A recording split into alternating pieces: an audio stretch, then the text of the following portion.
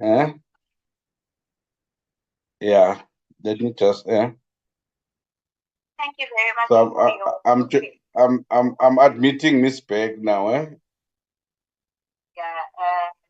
Hey, thanks, Baba. Thanks, Baba. Thanks, Sibonga. Going to admit to Zinhle. Hmm? It's Zinhle and who else again? Sandeep? It's just Zinhle. Mr. Drum. Kunjani Baba? Co-host. Khona manje besahlulwa yini technology la. Ngiyibona ingarespondi ngala kumina for the past 25 minutes actually because ngiqale ukungena around quarter past. But Aw. ingarespondi. Yeah, no, it's fine. Siyabonga mase kulungile. Siyabonga mfana. Eh. And then I'm going to log in on my phone at the same time because I'm going to be, when we start, I have to be running around and then doing the documents and catering. Okay. And so in that time when I just admit and then once I'm done that, because that's what I did on Tuesday as well, then once I'm done, I'm going to then continue to admit. But co-host me for now. Okay. Yeah. No, okay. Okay. I was just afraid to I'm just waiting for us to be through before I admit Miss Beck. Ne? Can we admit them now already, Sandy? Yeah, they are in the waiting room. I can. Yeah, I don't have an issue. You can admit him, it's not a problem. I admit whoever's there, otherwise I tell you forget it and you're overwhelmed with too many people. Yes, to admit, yeah. All right, guys. Can you just inform the chairperson? You can inform them directly. That is, when they are there, just give them a list with the apologies because I forgot about those three. The Fanny and it was there. It was there, Cindy, on the WhatsApp, but I'm going to give it to them as well because he also wants reasons. Just tell me quickly what so I can write it down. Clapping on study leave. I've got Mr. Khadele and what was Fanny? Yes. What is Fanny? The Magistrates Commission. Magistrates Commission. Yes. But I don't know if last time I don't know if last time he joined. Because he said he was going to join. No, he did. Yeah, he did. No, he did join last. Yeah. So with those three apologies, I don't know if anybody else apologized. And then the speaker has apologized, however. Yes. She will try to connect. I spoke to Tando. She will try to connect. She will try to connect. But if she doesn't connect, it's because of connectivity. So that apology only stands if she doesn't actually manage to connect. So, what did you say, Fanny? Where is he? At the Magistrates Commission. Okay, Fanny. Magistrates. And Mr. Khadebe is, I think he said he's in Russia. He's abroad for parliament. No. Yeah, I'll just say he's abroad because I did write it down, that whole thing, but it's a whole long thing. But yeah, I'll just say abroad, yeah. Yes. Okay. Thank you so much. Well, thank you. Got it covered on this end. Okay, thank you. Something that's in the thing. Do they say? It was only Cindy wasn't here Tuesday. Okay, Cindy was in class, I think so. Yeah. No, so she was running it, and Mario tells her when to was the other day on Tuesday she was sharing while people were talking. So, but now she knows that the minute that there's conversations happening, she needs to unshare so that the camera is on for the. Okay. Cindy. Yes, Cindy. Okay. The agenda that you have sent is for the 20th of May. Oh, yes, no. The agenda, which agenda? Booking the one that I forwarded you today. No, don't look at that one. Look at the one that. Oh, yeah, it's the 22nd. Huh? Look at the one. The transfer sent yesterday. Let me quickly see. When did we, okay, I'm gonna, wait, let me quickly go in here. Now, Cindy, can you send it to him quickly and so that I can, they're coming up now.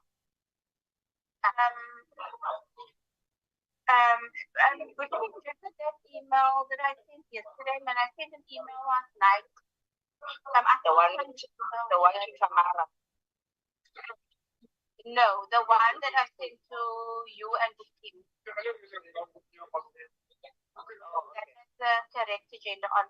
Yeah, because I don't know why I can't find that email. I don't think maybe we could say state items.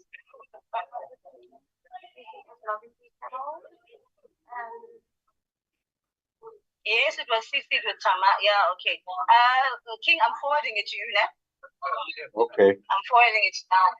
So just check there. Have you found it? Because I'm looking at your Wi-Fi. Was yesterday Wednesday? It's fine. I've sent it. I'm still there. Okay, bye. Thank you for taking. Hmm? Have you got it? Yeah, it's just arriving now.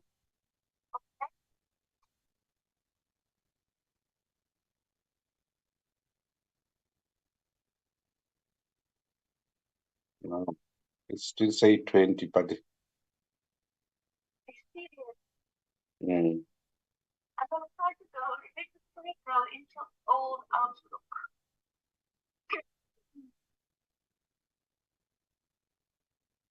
Can't find anything I see. what is today's 22? I'll just change it here. Yeah, I wonder if it. Let me just see if it is the right one. That is the one that is only briefing by secretary, ne? Yes. And Q&A and closing, ne? Apologies, it's just the item is the briefing by the secretary. As a big pricing on the quarter four performance. Yes, 2020. Yes. Is that the one? That's the one booking, and it has the apology. It has the apology of the speaker on, but the speaker might join. Yeah. And the sponsor has those three other apologies. Oh, yeah. Okay.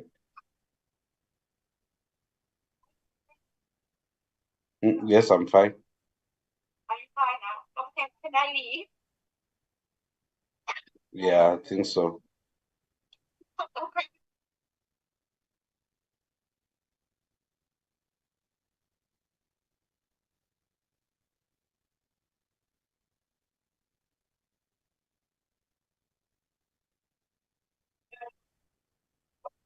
Okay.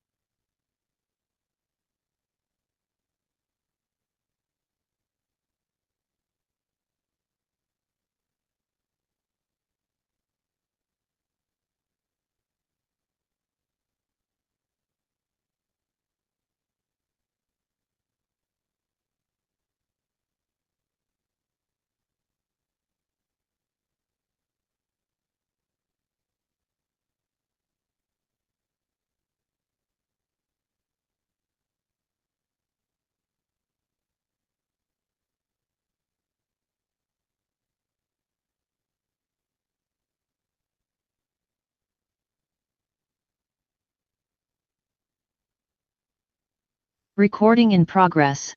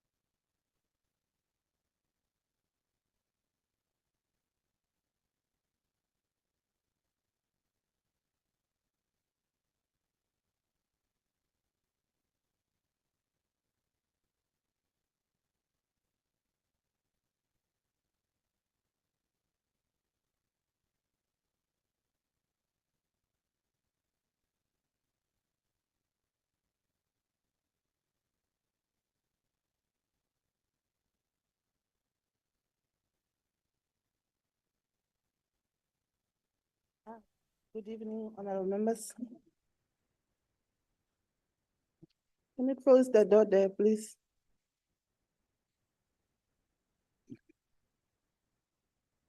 Honorable members, guests, stakeholders, we are meeting today to receive a report on Parliament performance in the fourth quarter of 2024-2025, in line with the provision of the PAPLA. We trust that you have been able to study the report as tabled and the presentation distributed in preparation for the meeting. I think we must also start by acknowledging my co-chair, also Honorable Khanyane, and can you also check who's on the visual platform? I saw Honorable Togodi Disa. I'm told that Honorable Mikey, also from NCOP, is also on the line.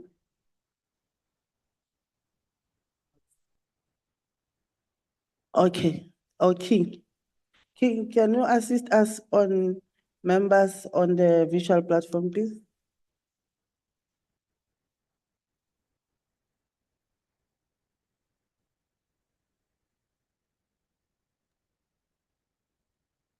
Good afternoon, Chairperson and Co-Chairperson. My name is King Gunene on behalf of Cindy. I might not know all the members, but I know Honorable Chogoti Diza is in the platform. There's also George Makalaskis, Makifeni, Helen Neil May. Yes, Chairperson. Those are the ones that are in the platform. Okay, thanks. Thanks very much, Secretary to NCOP. Thank you very much, Chairperson, and good afternoon, honorable members. The Chairperson of the National Council of Provinces is also connected. Thank you very much. Okay, thanks very much and welcome to our Chair of the NCOP and Speaker of the National Assembly, and also our members on the visual platform, our STP and delegation. Good evening. And can we get an adoption of the agenda? Honorable Dauda. Thank you very much, Honorable Chair, Co-Chairpersons. I move for the adoption of the agenda. Agenda has been moved. Can we get a seconder? Honorable Dagmar, thank you. STP, can you take us through to the, my apologies, is the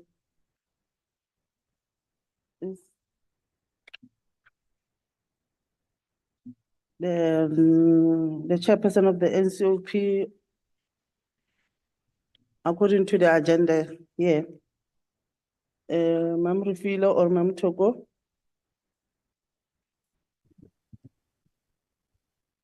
Thank you very much, Chair. I think the presentation is straightforward. We can ask the Secretary to make the presentation.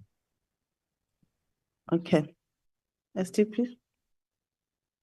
Can we, maybe before STP, can we check the apologies?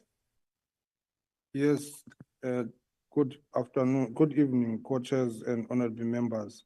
We have received apologies from member Clark, who is on study leave, a member Bauchate, who is abroad, and member Mr. Fini, Honorable Mr. Fini, who is participating in Magistrate Commission. Also, Chair, I forgot even last week, I also want to register the apology of Ms. Cindy Bal, who is the Committee Secretary for this committee, who is off sick, and as such, we requested Mr. King Kunene to stand in on her behalf for this meeting. Thank you, Chair. The apologies meet the standard, they are accepted. Thank you, Mr. Chair. STP? Thank you very much, Honorable Co-Chairperson, and good evening to both of you as Co-Chairpersons. Good evening to Madam Speaker, and good evening to honorable members of this committee. Tuesday, we presented the annual report, and today, 2 days after, it is Q4 for the current financial year. And this is a rolling presentation that is the last leg of our statement of quarterly accountability. We will, after the end of audit period in July, come with the full audited annual report.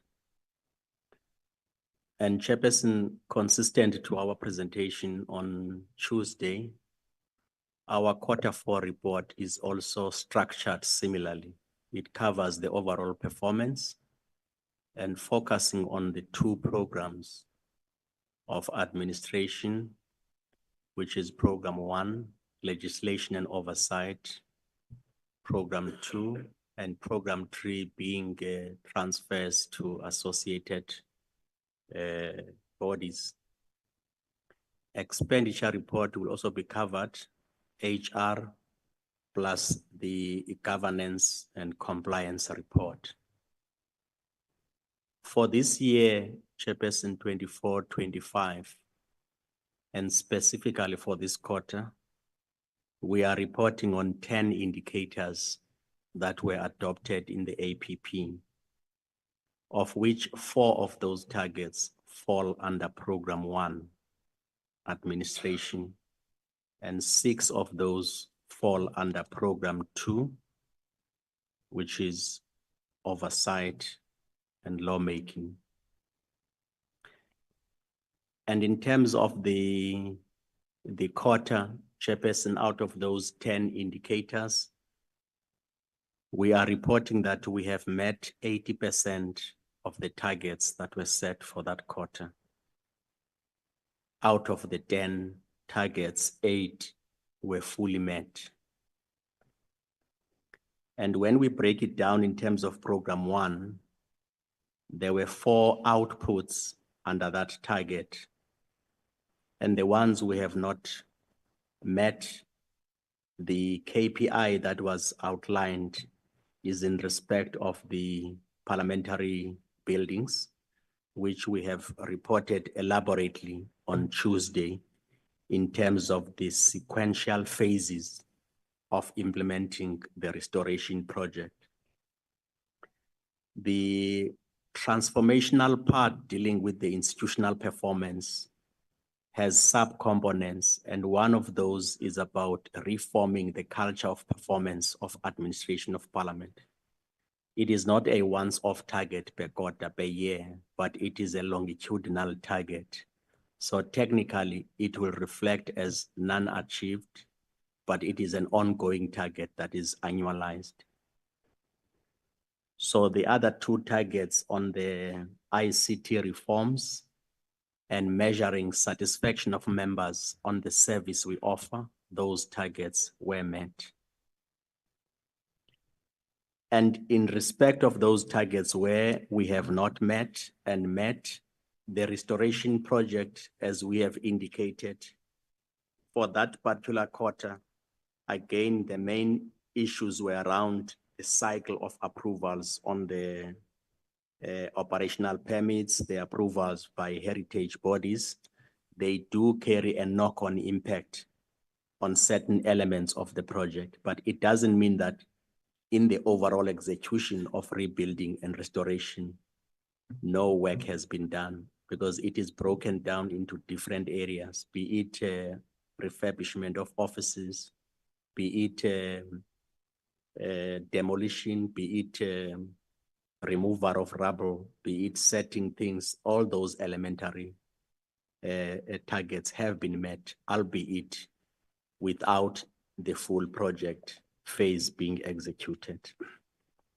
On the area of big data maturity, again, a lot of programs have been implemented and specific targets have been met, and we'll report in detail on member satisfaction survey, which element have been reported as achieved by members in terms of their own survey.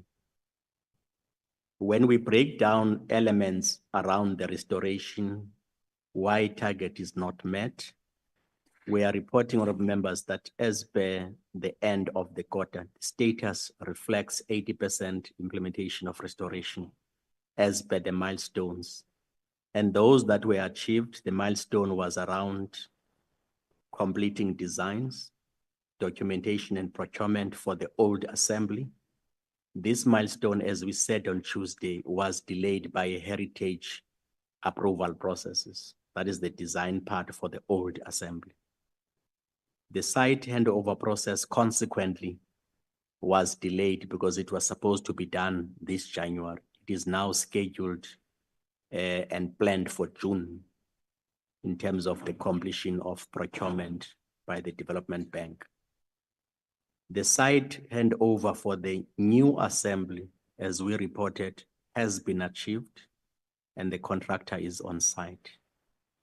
So those delays in the design are now well documented in terms of where they are, in terms of completion of the documentation, procurement and handover, and the demolition contract completion that has now been expedited and has now made progress to make sure that the Development Bank of Southern Africa is envisaged that they will indicate their update by end of May, as they said. That would be their assessment phase to appoint contractors for the old assembly. On the areas of organizational culture, targets was set to complete the plan, which is phase 1, but 90% of the target was met. And that 90% contains elements of data gathering, meaning in the organization, assessing employees, the areas of policies that must be reformed, the operating model for the organization in terms of new org design, as well as looking at issues raised by employees to inform the organizational review components. That work has been done. And where we have not met, we have indicated it has been more about securing dates for meetings in each of the division that the culture survey must be done. And those are the areas that have impacted that by March, that milestone could not be achieved. And the remedial action is that the design phase has now been concluded, and we envisage that by 30th June, that intervention would have completed that task. On the work to deploy data tools to improve our ICT overall capability as Parliament, the data maturity plan, evolvement plan is a gradual improvement of the data strength for the organization. And we have now done the data maturity implementation plan, and some of the key milestones, the acquisition, the prioritization, the amendments to the current data policy, those have been done as enabling phase for that work. On the member satisfaction survey, we set a target for 80%. The target was met at 87%. And some of the issues that members have raised that have achieved relatively higher, the support they receive, the logistics and admin and ICT facilities, and support at committee level in terms of documentation. Members reported fairly high levels of satisfaction. And this time around, we had a high participation rate by members to rate this. More than 100 members participated in the sample survey. Under program 2, honorable members, focusing on legislation and oversight, these are some of the areas that we are reporting on in the main to strengthen accountability. The State Capture Commission Implementation Plan of Parliament, we are reporting on it, the Oversight Priority Plan and Revised Committee Planning Framework, we are reporting on it. The monitoring of the national development indicators in terms of us developing a country outcomes indicator dashboard, as well as the impact assessment framework for bills passed, whether they have met the intention when the bills were introduced in the House. Is the executive implementing those bills? The petitions management and tracking system was discussed elaborately on Tuesday. We will also be reporting on that. So on the targets that were identified for this quarter, all 5 of those were met, all 6 of them in terms of what was outlined for the quarter. So 100% of delivery for that quarter was achieved. And what is the progress on those areas?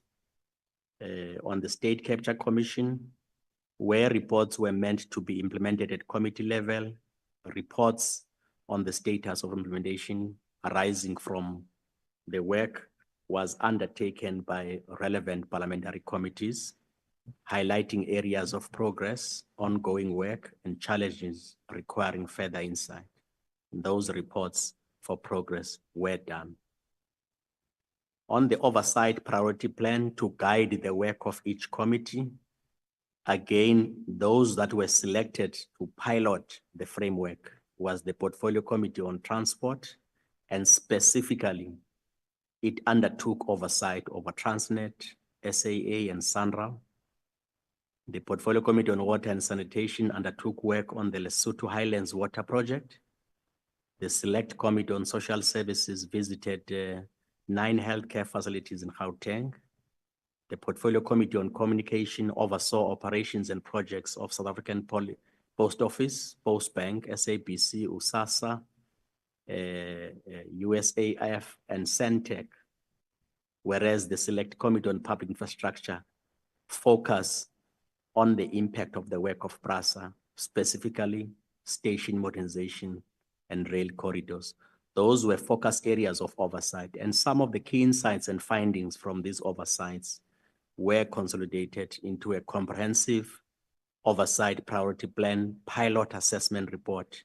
So the rest of other committees would now have a guided structured evaluation based on this pilot. The areas around revised committee planning framework for Parliament, again, this work was met in terms of the piloting. And in this specific instance, honorable members, the piloting of committee framework was achieved where it evaluated tools and processes, and some of the notable recommendations was the need for us to automate planning and reporting system.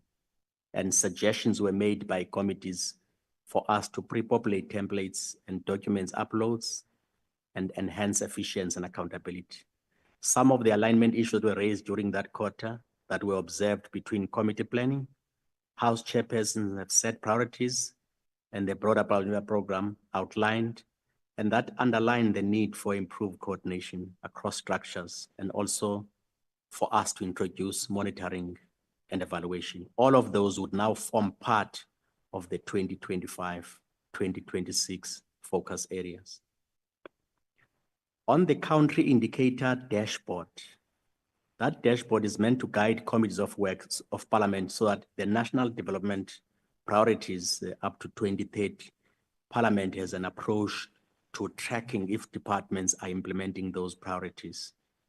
And that required us to have a target of producing an outcomes dashboard reports on some of the selected NDP indicators. That target was met, and it also specifically looked at 2 additional indicators to focus on in terms of pilot. That was through focusing on employment and labor absorption rate and labor force participation rate. In terms of the framework for looking at impact of bills passed by Parliament, the first pilot was done and it selected 4 bills. The evaluation report completed looked at the following bills that were assessed: the Companies Amendment Act, the Companies Second Amendment Act, done by the Trade and Industry Committee, the Customer Initiation Act, focused by COCTA, the Select Committee, the IPD Act of 2019, the Portfolio Committee on Police, and some of the key findings out of that pilot assessments gave us insights on how, as Parliament, we can review the national legislative intent as it was originally set, and whether the outcomes in the formal reports support or undermine that intent. And that gives insights for the committee to inform how it must approach future legislative reforms. On the petitions management, the online petitions, the development of the system itself has been achieved as per the milestone, and that requires us to track the movement of a petition once it lands in Parliament. And that includes, amongst other issues, the front-end interface of a petition once it gets into Parliament. How does it integrate? Are we able to say, as a member of the public, they can pick up in our website? Do we have user authentication systems? The workflow design to track around those. So we had to develop first the enabling instruments to embed that process. All of that was a target and it has been met. So in short, when we contrast quarter by quarter performance tracking, from quarter one, we reported 100%, quarter two, 75% attainment, quarter three and quarter four, 80 in terms of targets that were met, except those two we have highlighted the reasons for the target not to be met. That's the overall thrust of the statement of the quarter. And in regard to governance compliance, is Parliament administration submitting reports in line with the laws on time? We are reporting, honorable members, that in terms of those, we are required to submit statements at a certain cycle. For instance, we will schedule planned dates and versus the actual. And in all the quarters, January, February, and in December, all of those in line with the financial management of Parliament have been met and complied accordingly in terms of the tabling, the submission, tabling, submission.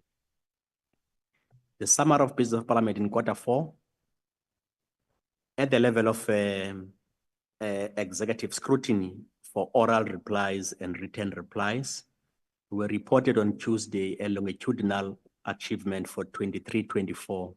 For this quarter specifically, quarter four, we have noted that the response rate was markedly declined in the National Assembly compared to NCOP, even though at the NCOP level, when you contrast quarter three versus quarter four, it also communicates a decline in the response rate. And this speaks to written questions that have been submitted given the number of questions that were put up. And given that the quarter, January, February, March, most of the time you would have less activities right until the first opening of Parliament. So it could be attributed to that in terms of the mixed performance for that particular quarter. So when we report overall for the year, that picture will be different. What are some of the bills that have been passed? And the sittings in houses. These are the number of sittings that took place in NA compared to NCOP, both at the level of debates, laws passed, statutory appointments, number of statements made. But in essence, all of that communicates a message that the National Assembly was more active on the legislative and parliamentary work, and they handled significantly more questions, replies, sittings and debates, and passing a bill and one statutory appointment, whereas NCOP largely focused on oversight, issuing key reports pertaining to local government, including municipal reports in regard to Section 139 interventions and the ministerial briefing.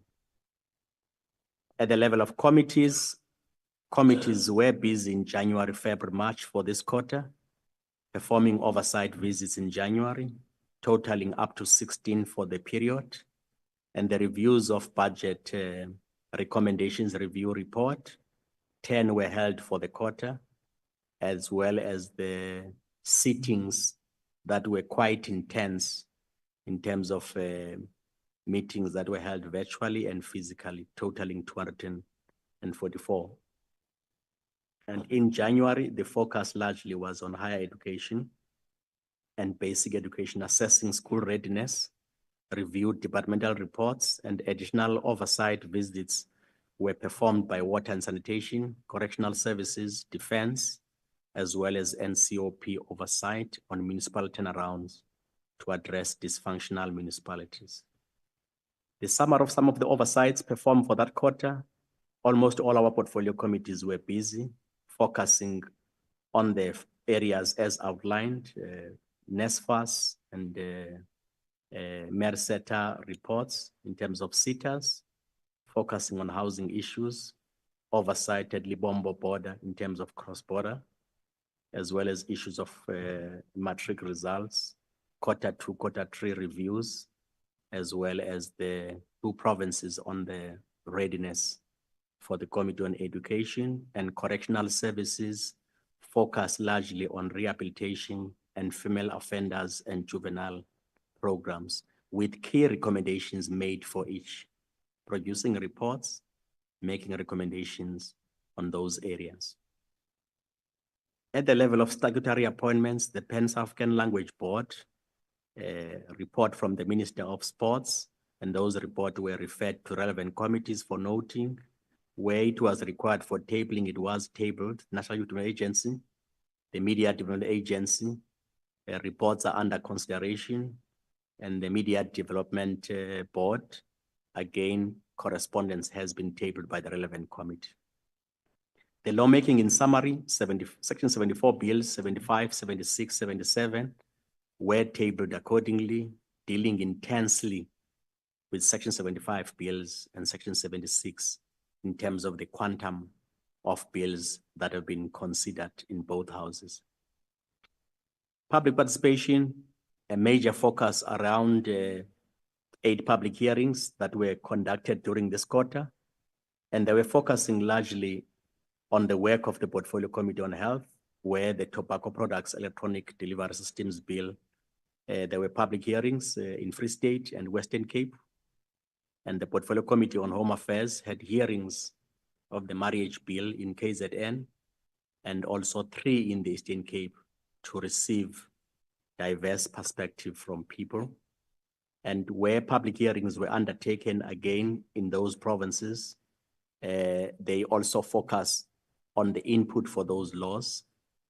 Petitions that were reviewed for this quarter, there were 16, and they were managed largely through 3 channels. Petitions were referred to, there were about 4, and those that were referred to ministers upon receipt were 7, and those that have been responded to at the level of by the speaker, there were 5.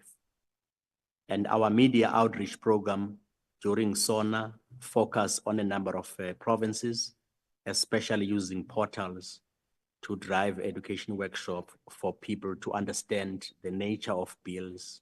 What are the national priorities? We had a target of reaching out 3,821 participants.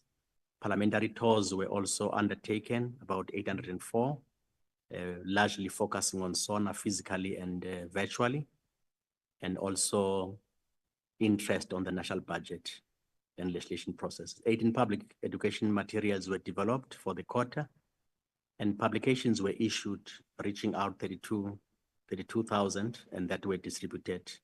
And 1.41 million people were reached through 16 community radio programs in 5 provinces around the legislative work of Parliament as well as SONA.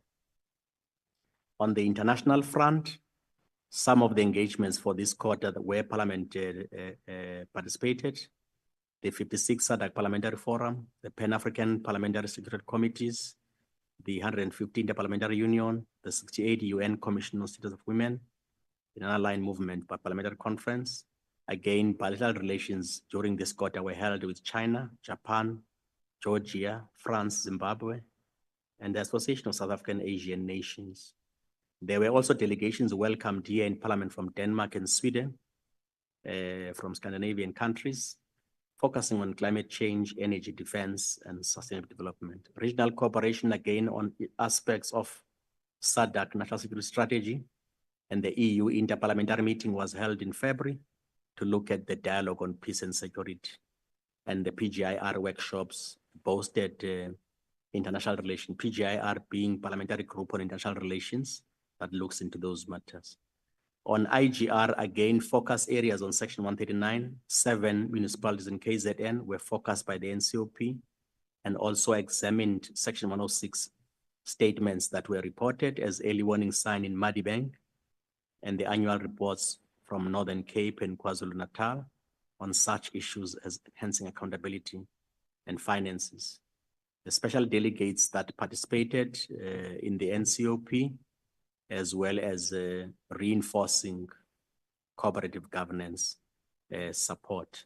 So that's basically the overall statement for this quarter, Chair, covering all activities on the work of Parliament. For the quarter under review, we are reporting that those activities were supported by budget allocation. And if we were to exclude the rebuild fund and only focus on the operational budget, 81% was spent on the quarterly budget of 1.04 billion. And it largely corresponds with the target spending in those areas. And when you look at the overall budget of Parliament, 4.7 billion, 3.3 is for operations, and we are currently sitting at 90% as at the end of the quarter. That does not include accruals, which we still have to account because some of the invoice arrive late in March. By the time we conclude in April, that 90% expenditure overall might even reach potentially 93, 94, depending on the quantum of those accruals that we must still cover on. On the appropriate budget, that's the total, Chairperson, and some of the interventions we reported on Tuesday. Again, a number of employees due to natural attrition, they do contribute to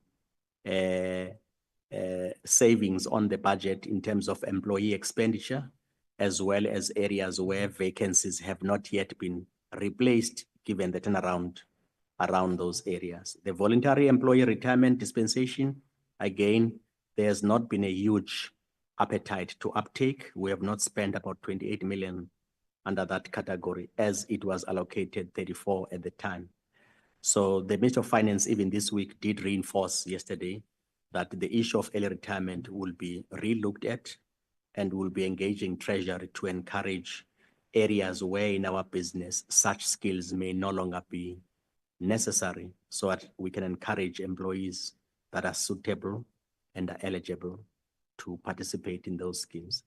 Some of the non-expenditure were also caused by programs that could not be done during the quarter, because as we conclude 12 months, honorable members, you would appreciate that starting from April last year, 2024, that was the start of financial year, the first 3 months, very low, if any, activities were taking place in Parliament, April, May, June last year, precisely because the new Parliament was in transition mode. It had to be set up 14 June, and there would have been less of parliamentary activity in terms of the work of committees. So that does contribute to halting expenditure on core business. Again, in January, February, March, there's always less activity in January, and then the peak will be February, March. For instance, in 2 areas where we could not proceed, the Portfolio Committee on Home Affairs, the marriage bill undertaking was only done in 1 province, and in other areas it had to be rescheduled in terms of the support. And some of the interventions done to give effect to that, some of the sector plans would now be fully operational in this current quarter as per revised schedule of committees.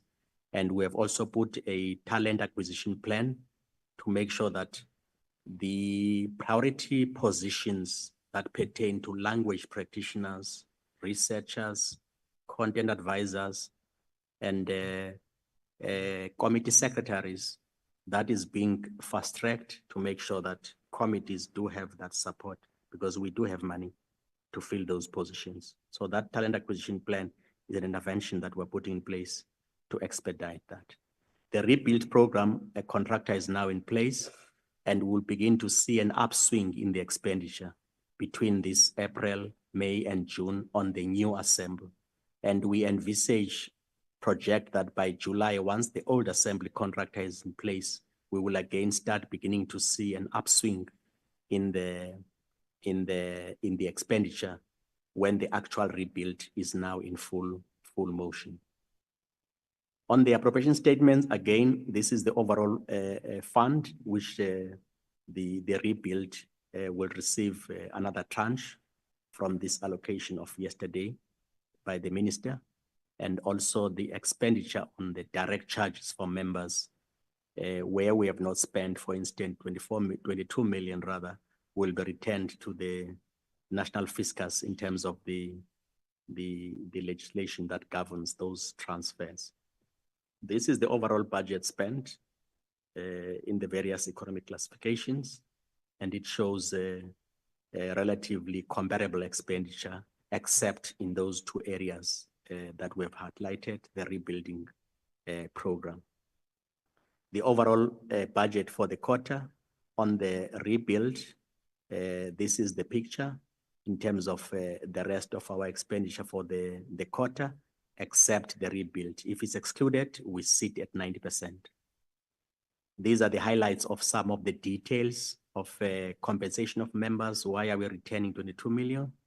It does indicate, based on the amount allocated, whatever is retained, we have an obligation to send it back, as well as the intervention on PAMED that shows that the spending was at 98% for the year under review. Transfers to political parties, again, we have done 99% of that amount, except where we have withheld payment to a party due to outstanding documentation.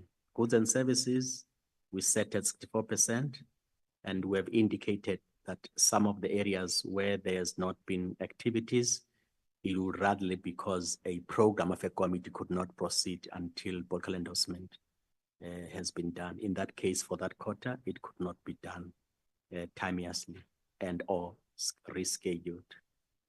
The schedule on members' payments entitlement was sitting correctly at 97% of the annual budget, and the capital expenditure on the rebuild is still sitting low as per the reasons outlined. So some of the accruals that I've highlighted, they still have to be paid. We have quantified them as about 209 million in terms of consideration, and some of the underspending is now tabulated. Voluntary employee 28, direct charge back to treasury 22. The donor funding of 12 pertains to EU program that is about capacity building of members in the legislative sector, meaning Parliament and 12 legislatures. And some of those retained earnings then constitute 82 million, which would now be available to augment the budget shortfall of 2025-2026. That's the total of the finance.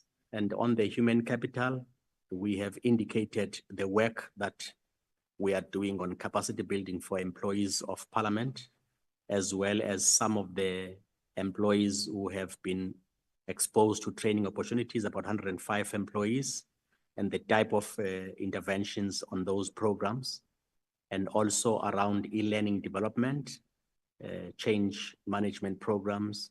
They have been taken through those, and these are the type of training programs that employees get exposed to in terms of short-term training, professional training, as well as funding for their own academic growth. Parliament does offer that to employees who are deserving. The bursary scheme, as indicated, was allocated. Almost 1,035,000 bursaries were allocated, pursuing various higher education certificates and others doing administrative work in the core business, as well as support services business. Personal development plans, 692 employees are participating around those programs, and they are exposed into all those type of training programs in terms of the work of Parliament. So that talent acquisition program covers these areas under talent management, growth and succession planning in the organization, talent retention, and the employee value proposition to look at how we can continuously improve the professional outlook of our employees, at the same time improving on the employer value proposition to employees. The remuneration and benefits function, again, it is a program that has been established to look at re-looking at the remuneration structure of Parliament, benchmark it accordingly, and make sure that constantly we remain an employer of choice that is fairly competitive given the size and stature of Parliament. Pension fund benefit programs, as well as a review of employees in terms of the parliamentary structure, especially employees who have been at lower levels historical. Those interventions have been implemented with effect from December 2024. The labor relations stability, regular engagements with labor is ongoing through monthly labor forums, and the collective bargaining structure across all 9 provinces is a rolling engagement, having concluded year 3 of that agreement, which will now lapse. So at a new cycle for 3 years will again be restarted to ensure stability. HR policies reviewed during the period, they cover such policies as outlined under the reviews. And this is ongoing work that we are doing around these areas. Wellness programs, health initiatives, occupational medical services done, and psychosocial support is offered to a number of employees that are participating as per the stats that is outlined. Sports and recreation activities, again, welcome Golf Day, Honorable Van Rooyen. We have not yet done good on some of these areas, but there's a clear intention on enhancing sports and recreation of Parliament across all domains of sports and participating in many areas. It's part of our focus that will now be enhanced in the current term of Parliament. And these are some of the team interventions that have been done in different areas to support employees of Parliament. That's the overall report of members in terms of governance, HR, finances, and institutional performance for this quarter. Thank you very much.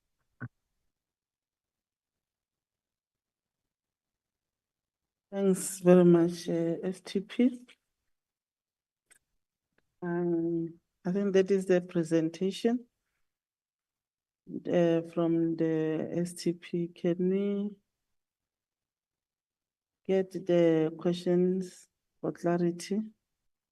I'm not sure the time now, whether we're gonna get the questions for clarity, and obviously we'll do the discussions on at the same time.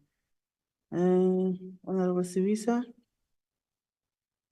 Honorable Badenhorst, Honorable Molefe, Honorable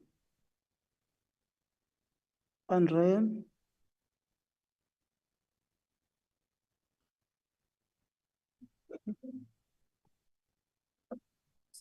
yes, Honorable Vessels, then Doug Moore will be the last. No, thank you, Chair. Let's welcome the presentation that we've been given by the STP, also greet the Executive Authority, the Speaker of Parliament, and the Chairperson of the National NCOP. Chair, any institutions needs to have a proper personnel and staff that comprises of the organogram. STP mentioned that they've appointed talent acquisition team in 2024. And according to the latest report, they say that they've managed to fill 54 positions, but not forgetting that in total, we've got 207 vacant positions that still needs to be filled, which means that we won't be able to do our work because some of the vacancies that needs to be filled in is committee support, member support staff. And if we are struggling as committees, portfolio committee, select committee, if we don't have the proper people in position to assist us, to hold the executive into accountable, then it means that we are in trouble as those that have been elected to hold the executive accountable. I want to check, how has the appointment of 6 legal advisors at the amount of 2.2 affected the filling of those positions? 6 legal advisors in the office of the STP. How has that affected the filling of those 207 positions? Number 2, we've got invoices. If invoices are not paid within 30 days, it means that Parliament is going to be faced with penalties. The invoices for the BRICS Summit, the invoices for the 7th administration sitting inauguration, the invoices for budget 1.0 that was postponed, 2.0 that was reversed by courts. Why are those not paid till today? We don't have money to spend. And then can we get a clarity as to, can we get a report on resources deployed versus programs versus the performance or targets? Are we having a value for money? Because these things need to show us easy assessment on progress on work done, whether it is value for money or will this help, it will also help in the planning to avoid unnecessary shifting of funds because of poor planning. Can we also get a status report on the forensic report that was supposed to have been implemented? We have a serious problem about questions that are not being answered, especially the written questions. And I also raised this the other day.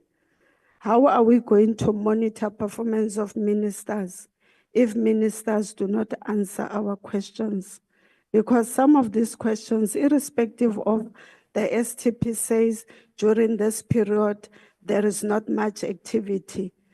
During those periods, we've already sent questions during those periods. We are in recess, we are somewhere. Before we go to recess, we should have received responses to those questions. I would understand if they say the questions that were submitted the last week before we went to recess. But if you speak, and I'm going to speak because I'm speaking from experience. I even spoke to the secretary in the NCOP. I still haven't received my answers to my written questions that I have submitted after went for a provincial week in the Northern Cape, even oversight that I did in January. So how, maybe that's one of those whose answers, maybe I'm asking difficult questions. Maybe I should work on the manner on how I ask questions, but those are how our people are asking our questions. So if I can just get clarity on those issues. Chair, also, if I can get clarity, how did the STP decided to appoint, what criteria was followed to actually pinpoint talent acquisition team, and how much was spent or how much is being spent on this particular company to recruit for parliament people that are going to fill in those vacancies. Thank you very much.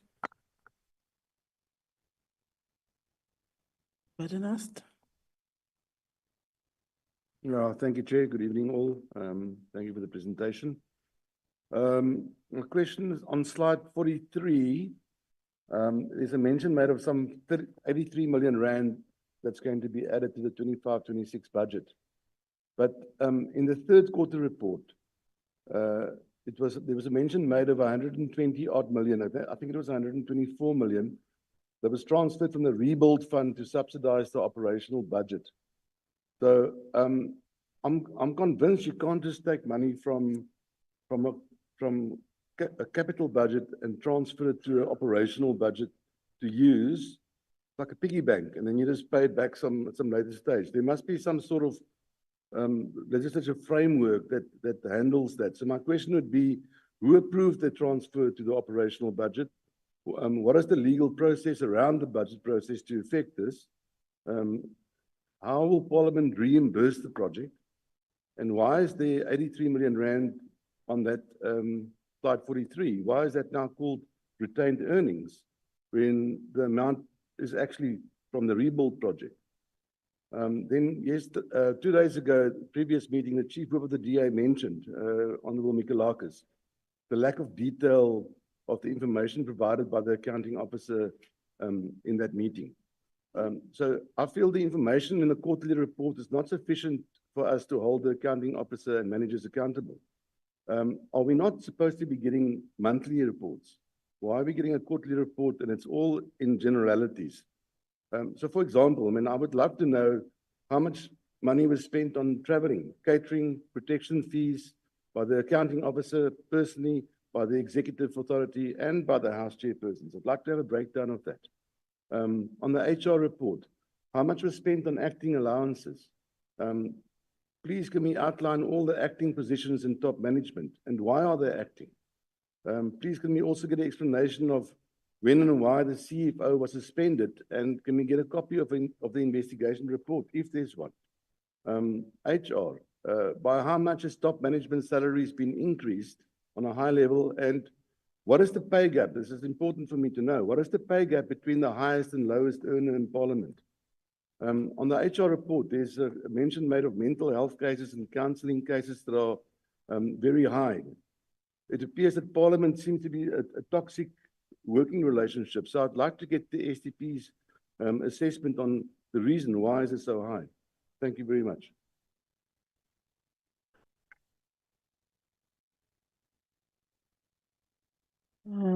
Okay.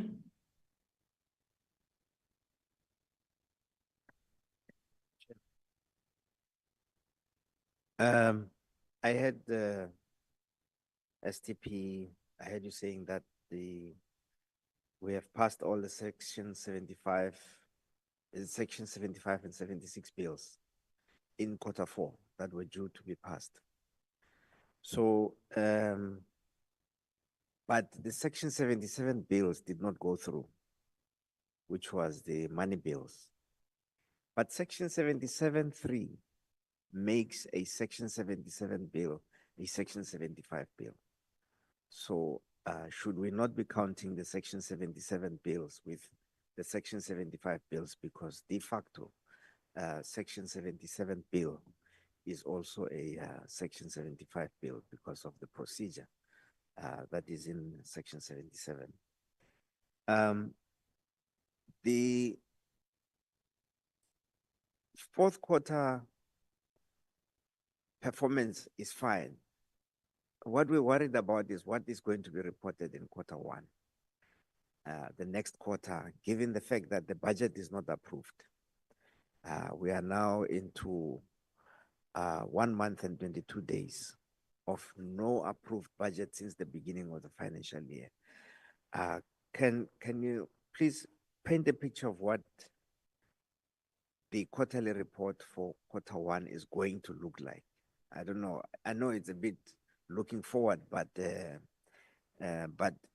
is worth maybe it may be worthwhile for us to note what to expect in Q1.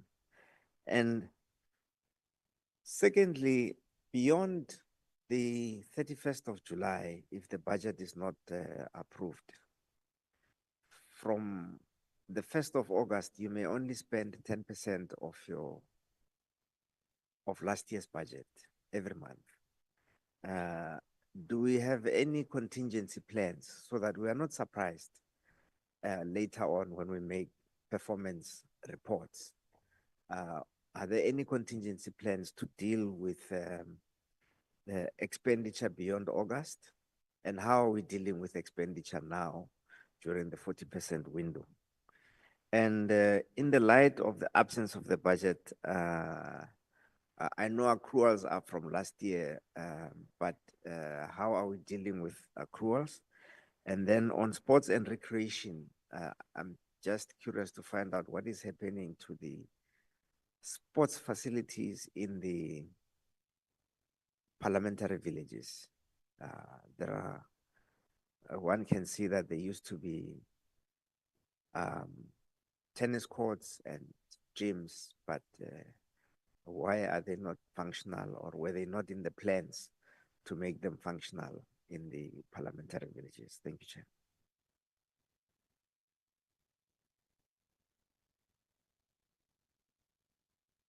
Oh, thank you very much, Chair. Let me start by acknowledging your leadership there as the two chairpersons, also the presence of the Speaker and the Chair who are attending through a visual platform. Maybe to complement two areas that has been asked already. The first being this expenses that have been incurred as a result of the sloppiness and the clumsiness of handling the budget process in this financial year. Now we are referring to budget 1, budget 2, budget 3. Can the nation be taken into confidence by this parliament as to what is the total cost incurred as a result of this budget impasse? I mean, this is besides your invoices and all these other things, because it's important for us to know exactly how much have been incurred as a result of this clumsy handling of the budget process. And then the other area that I want to compliment is on accruals. I might have missed the proper breakdown of these accruals and maybe what caused these accruals. So can we just be taken through a detailed breakdown of these 269.4 million in accruals? That breakdown will be very, very helpful from an oversight point of view. A reference is made to the delay that was experienced, not necessarily the under expenditure that was realized under compensation of employees. I just wanted to confirm because in a detailed question that I forwarded to the table, I also wanted to know about other employees' benefits. Are we complying? Things like your overtime, things like your cost of living benefits, things like your gratuity payment. So I just want to confirm, because here only 2 reasons are cited as the major reasons for under expenditure. So are these the only 2 reasons? Because here we are referring to the delays in filling of vacancies and implementing the voluntary retirement dispensation. Are these the only reasons why there was under expenditure, under compensation of the compensation of employees area? Well, one acknowledges the progress made in as far as the online petition monitoring and tracking system is concerned. But the question is how accessible? Because we need to determine the usage rate of this important intervention. If we can just be given an indication of the accessibility and the usage rate of this important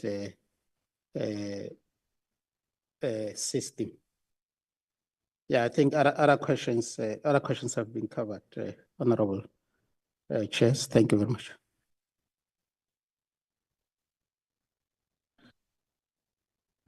Thank you very much, Co-Chair. Greetings to members and all the staff of Parliament led by the STP.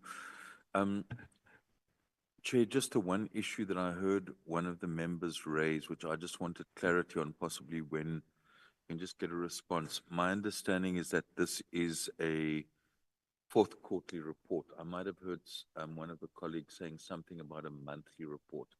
I'm not aware that we need to get a monthly report. I thought it's just a quarterly report, 4 quarterly reports a year. So that's just one issue I wanted to clarify. And then in terms of the administration performance results program 1, it's clear that targets were not reached in regard to the parliamentary building, and then not fully reached in regard to the organizational culture. I noticed that, there was this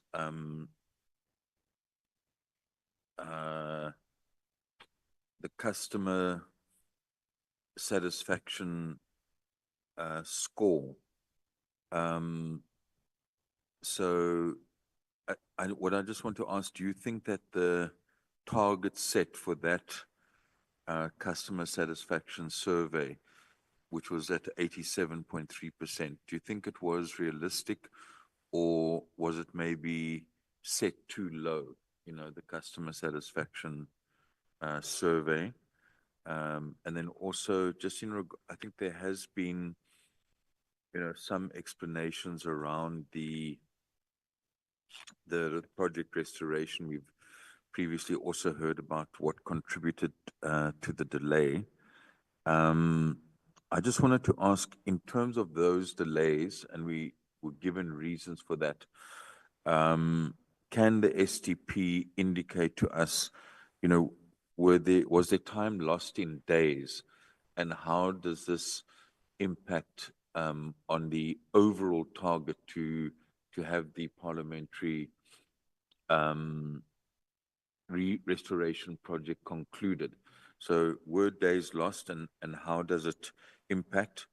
And, is the STP in a position to indicate a realistic target when members and staff can, those that are going, they can actually move back to Parliament? Are we in a position to say if there's a date? And then my last question for now, Chairs, relates to the employee bursary scheme. The 1 million for 35 students. I wonder if we could just ask for a breakdown, maybe not now, but a written response. I'm just interested to know what the 35 employees actually studied, just to get a sense of what they studied and what the cost was.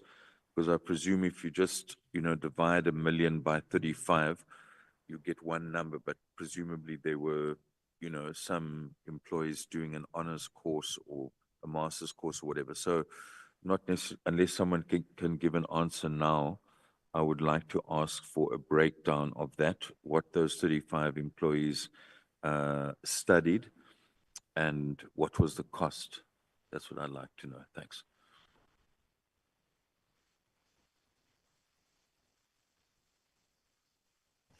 Thank you very much, co-chairpersons. I think the honorable members have covered all the questions.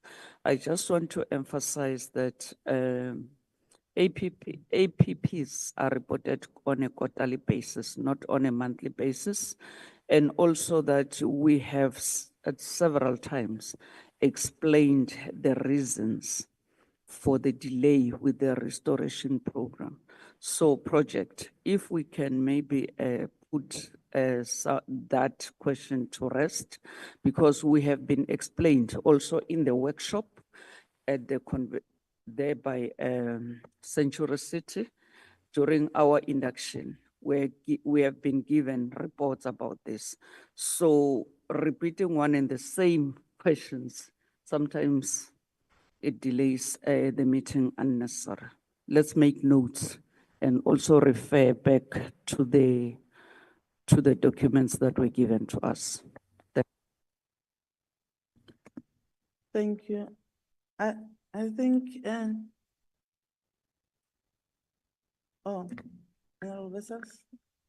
Thank you, Chairperson, and let me also welcome the presentation by the STP.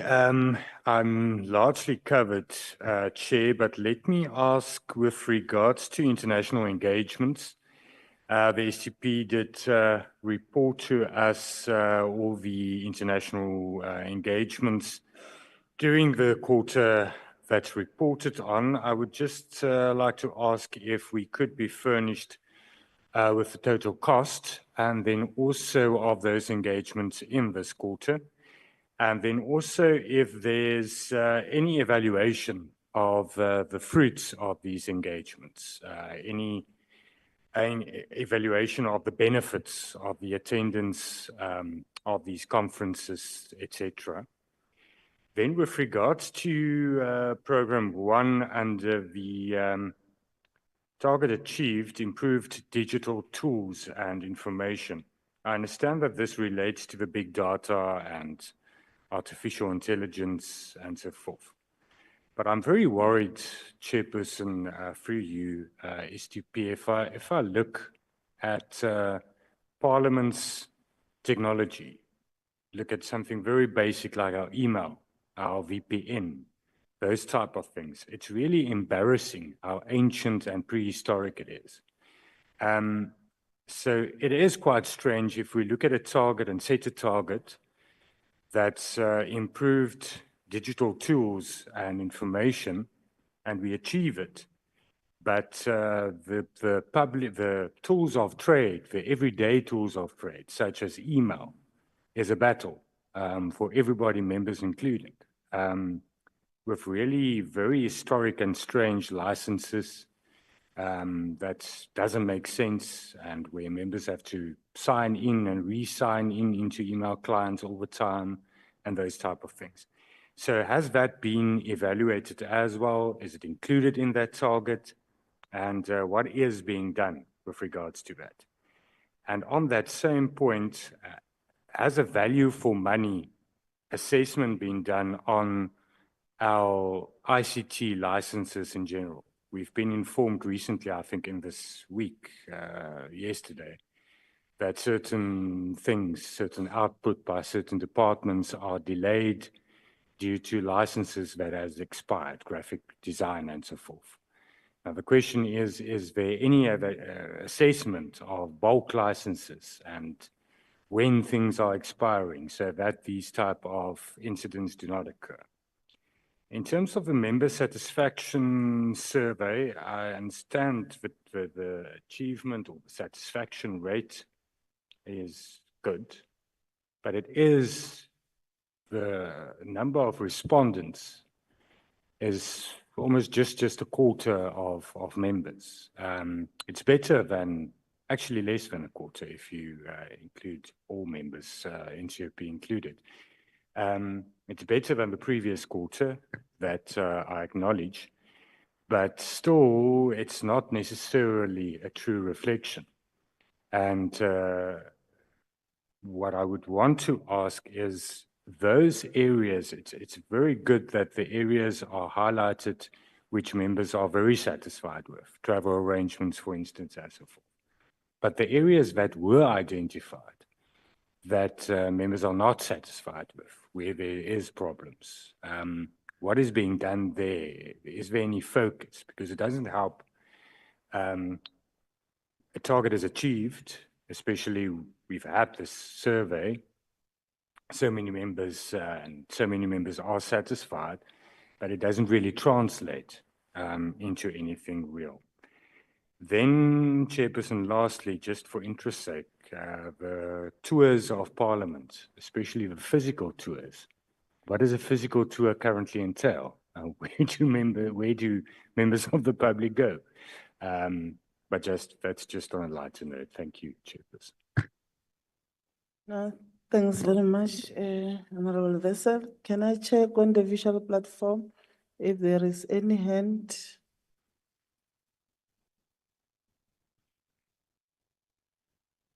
No, court, or Hang there's on, a hand, Chair. there's Chair, a hand sorry. from Honorable Helen May. Yes, my apologies, Chair. Okay. I have a challenge with my gadget here. Chair, and if you had if someone had asked, I had a challenge with the gadget. An excuse for not putting my the cameras off. Chairperson, I wanted to double check with the employees bursary scheme, with if that question had come forward. There was something that I noticed in the amount of 1.1 million, which was allocated for bursaries for 35 employees across various qualifications.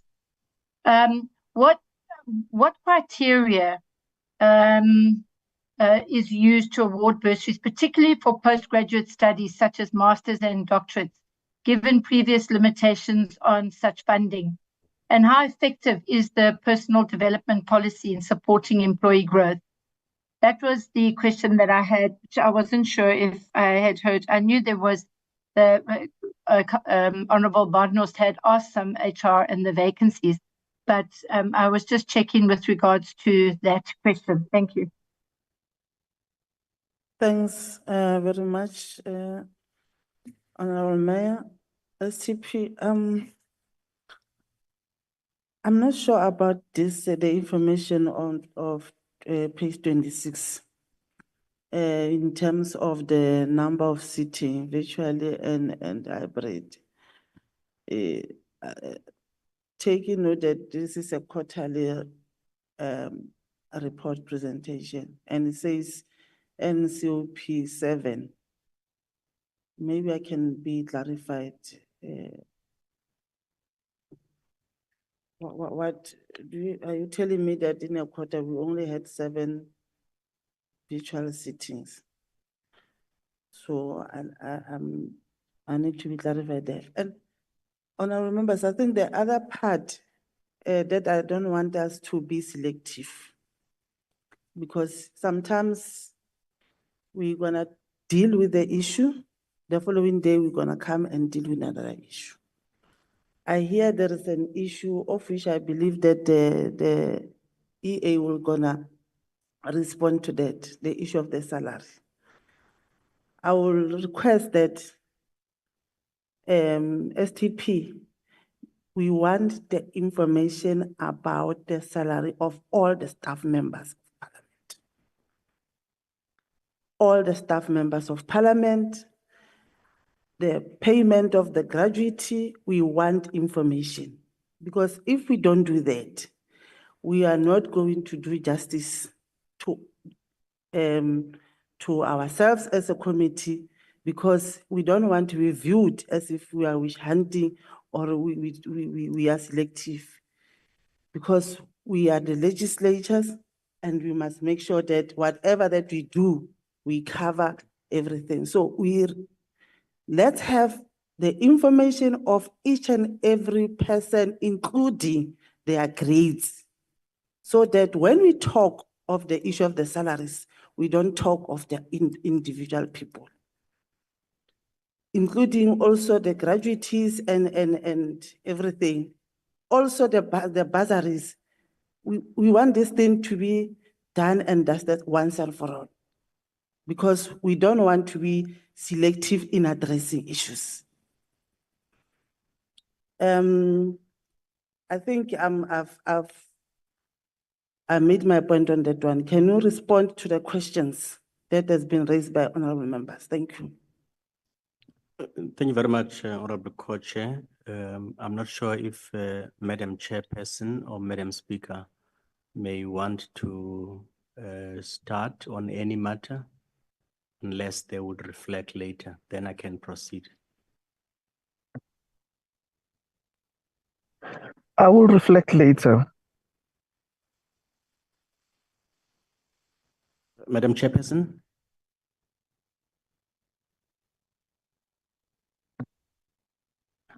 No, thank you very much. We will share with my colleagues on the content areas. On the content areas, both House Secretaries will reflect on the data points of meetings held in each of the two meetings, two houses rather, and the CFO would cover on the accruals that will still be paid, and the head of HR will talk on the bursaries and any payments of costs of living or related matters around bursaries for employees. I would like to pick up only one policy area. In terms of our compliance, the reports we table, if honored members were to look at that slide, it's a governance compliance slide. And you will see it specifically talks to 3 elements. The first element is submission. The second one is tabling and submission. Those ones are monthly. And then the quarter then defines the whole of that. That is outlined in section 51 and section 54 of the Financial Management of Parliament. So in other words, we do produce monthly financial expenditure, including variance and what happened, and then they get tabled then they constitute a quarter. So it does reflect that by the time it comes here to the Joint Standing Committee in a quarter, it has gone through that, including tabling, as the law requires that once it comes from EA, then it must be referred to the relevant mechanism of Parliament. So we do comply with that part. The second policy matter is on the overall budget expenditure. Indeed, in terms of financial management of Parliament, Section 19, we do get allowed to spend up to 45% of the budget before it is actually approved. And that section is similar to PFMA Section 17, that also allows government in general to spend a budget prior to it being processed in Parliament, but the outer timeline horizon is 31 July. So the threshold is 45%, but you can't go beyond July without a budget for the country not being approved. So Parliament is equally enabled to spend, but what will happen is that that expenditure is not regarded as additional expenditure. It is part of what you will be allowed. So you can spend 45% of what you had in the prior year. So any activities that took place between April, May, and June in the absence of a final budget are accounted for and enabled by legislation.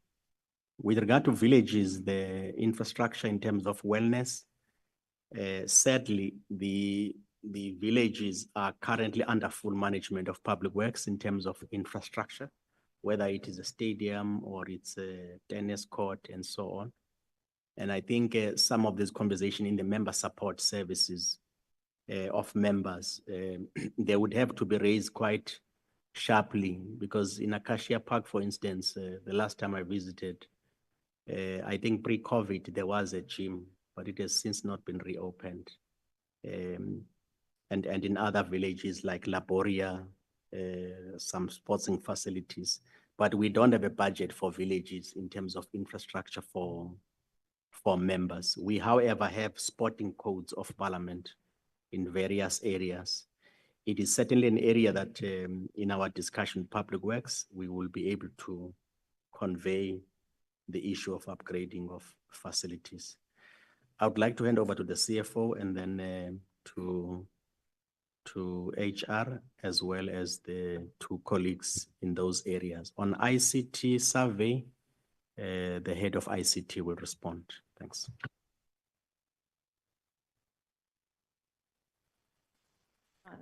Thanks, STP. There was a question about the 124 million that was taken from rebuilding to operations on the process that was followed and management of funds for rebuilding to ensure that it's not used on operations. There were extensive engagements with National Treasury when we requested the budget during the adjustment budget for the pressures of the year of 2024-25 financial year. However, National Treasury indicated that there was no additional funding to be allocated except the direct charge for paying exit gratuity and loss of office gratuities for the members who exited Parliament as a result of the general elections.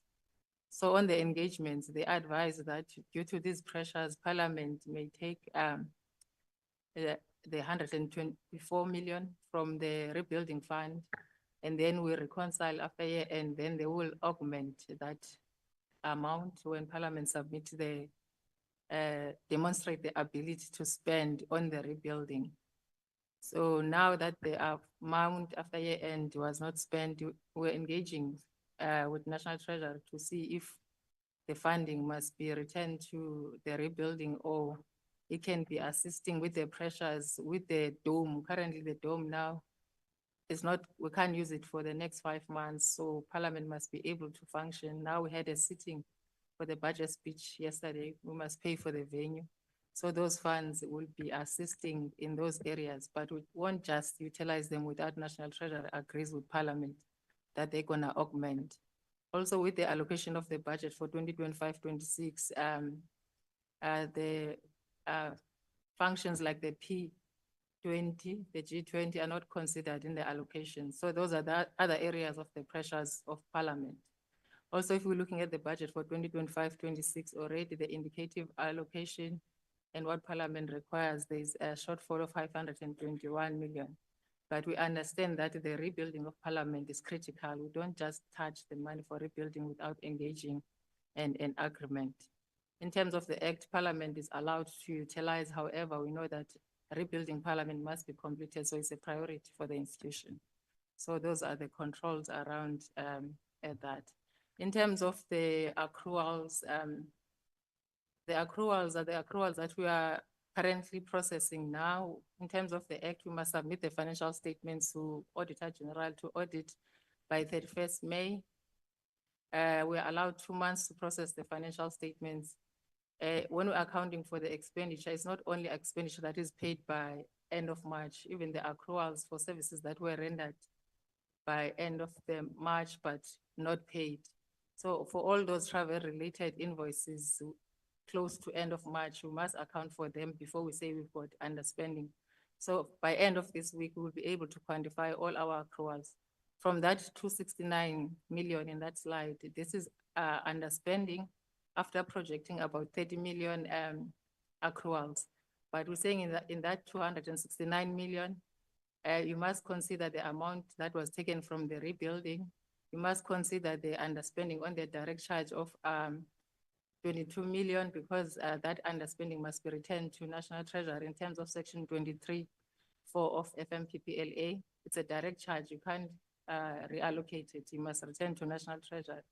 Also, the funds that were allocated for VERT implementation, we can't utilize for operations. Those funds will be reallocated to the implementation of VERT. Also, the cost for the sitting of the budget speech of the 19th February and the 12th March, they are about 1.4 for ICT and the branding that were incurred. Thanks. Thank you very much, CFO. HR. Thank you, STP. Chair, good evening. Good evening to honorable members. I'll cover the aspects and the themes of human capital. And I wish to start with the question around 6 legal advisors in the office of the STP. Chair, allow me to provide a clarification here. These are not legal advisors per se. We do not have legal advisors in the office of the STP. 2 days ago, we provided an explanation that these are program managers that includes the following areas: the built environment project, the organizational design, the change management, the policy advisor. Those are the advisors that we have, approximately 5 of them, not 6. So I thought let me provide that clarity, Chair. The number of vacancies, again, I think it's important that we clarify that we have 2 regimes. There will be funded positions as well as unfunded positions. The unfunded positions are due to financial constraints that we've experienced over the last years. But the correct value of vacancies, those that are funded, are 69 to date. The point around talent acquisition, it is not a company, it is not a firm. Talent acquisition is a function that is executed and performed by human capital. We simply reassigned responsibilities within human capital, really to focus on fast tracking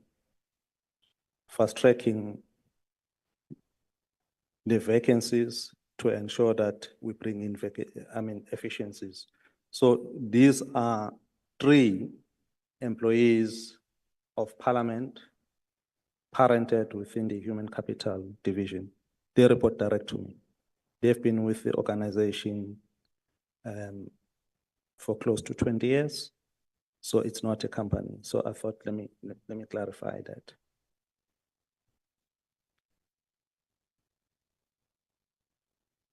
Chair, I want to suggest, with your permission, that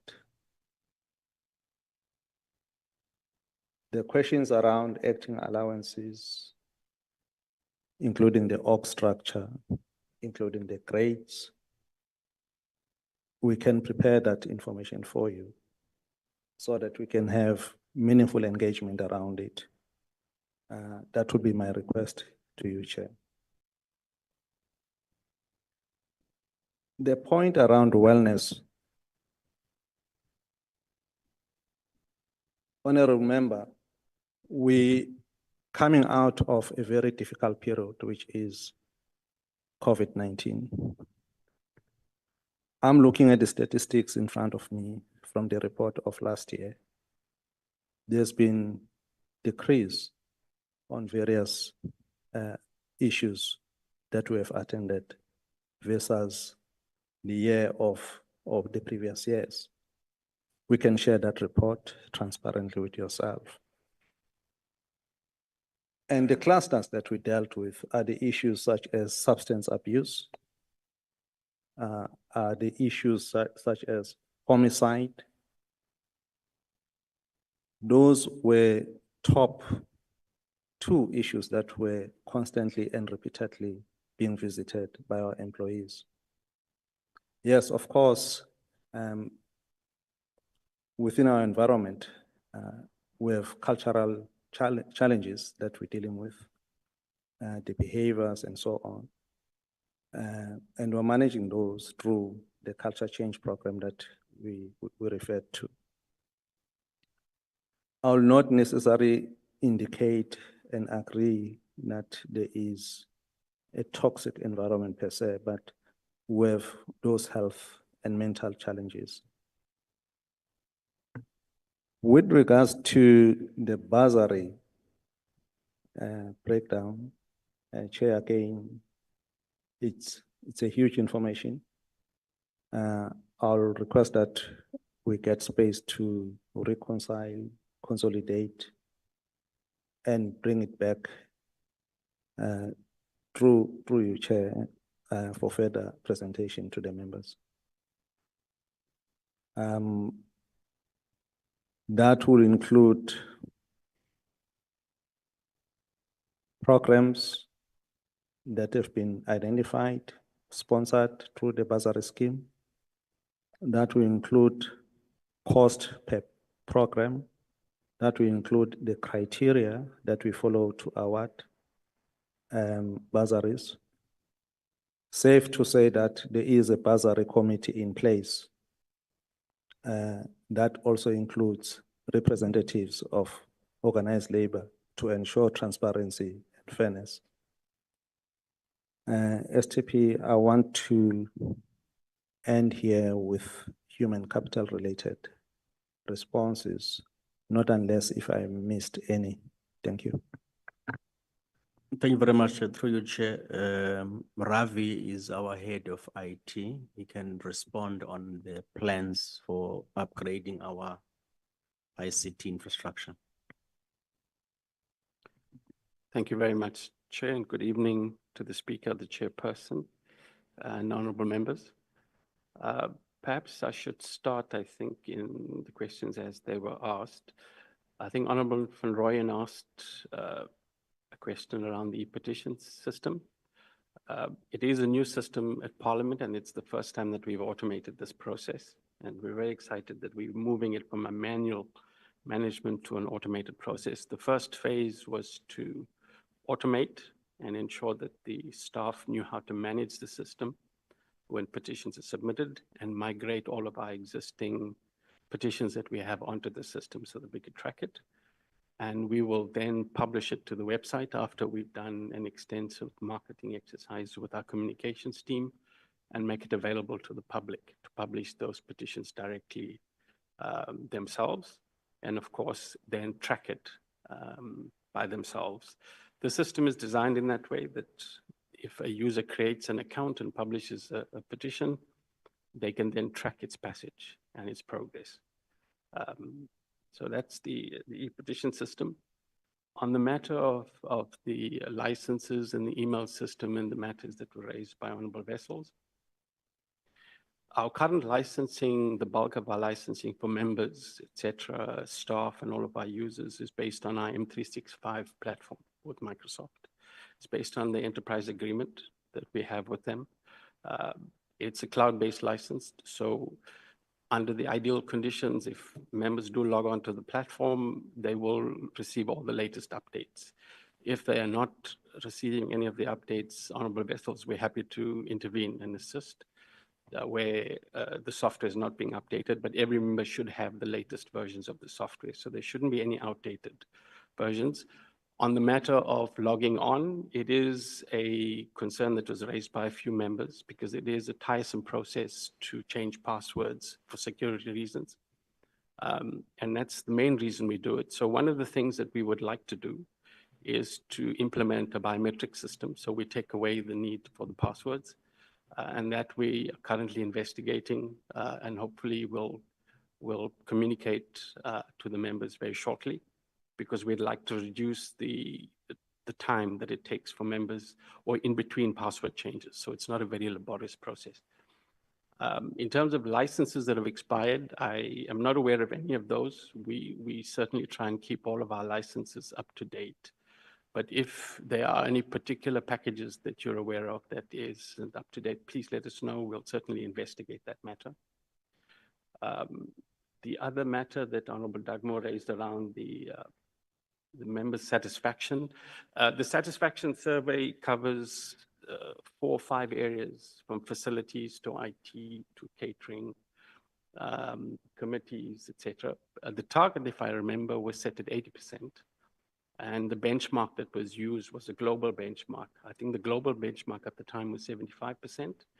And if I remember, it was agreed that we would set ours at 80%. Thank you very much, Chair. In terms of the upgrade of infrastructure, there is a plan to upgrade all of our physical infrastructure in committees. And obviously, there's a huge dependency on funding and budget. The rebuilding project is taking care of a lot of that upgrades. There are a lot of upgrades happening in 90 Plain Street. But this is a long-term project that we have in terms of upgrading our infrastructure. I'm hoping that after rebuilding, most of our infrastructure will be up to standard, and then we will focus on the other areas. Thank you very much, Chair. Thank you very much, Chair. Through you, Mr. Tasso, and after that, it will be Advocate Pindela. Thank you, STP, and good afternoon, honorable members and honorable presiding officers. I will deal with 2 issues. The one is questions, and the issue of delayed replies to questions. What we could indicate at this point is that the NA has an approved system for monitoring replies to questions. And that system says what the speaker does is to write to the affected ministers as a first step to establish the reasons for non-responsiveness or failure to reply to questions. And the next step includes approaching the leader of government business. And of course, in the event of continuous non-compliance, there could be a reprimand. So in relation to the quota that has just passed, the speaker has indeed taken the step of writing to the affected ministers and also communicating same to the leader of government business. And based on the reaction from that end, the speaker will then consider the next step.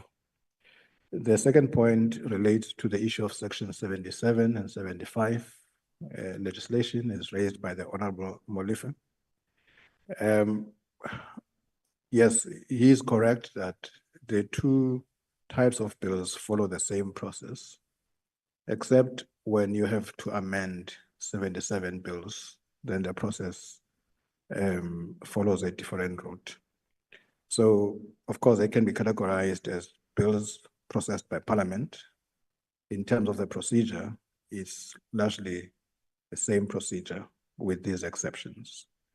But of course, we can deal with specific issues should the honorable member have those specific issues and the manner in which he believes they should be reflected in the report. On the petitions, Mr. Polia has responded to that. So for now, we'll be transitioning from the manual system to the online petitions. We're not there yet. So we are busy testing the system, introducing the system. So that will be the task for the duration of the current performance period. Thank you, Chairperson. Thank you very much, Chair. Advocate Pindela or Moloto on the tours, physical or otherwise. Thank you very much, Chair. Okay. No, that's fine. Okay, proceed. Okay. Okay, thank you very much, Chair, and thank you very much, Chairperson. Thank you very much, Secretary to Parliament. On section 77 and 75 bills, although the bills, as my colleague has indicated, follow the same voting procedures, both in the National Assembly and the National Council of Provinces, they are differently classified because we have to know how many money bills we have dealt with and how many bills not affecting provinces we have dealt with.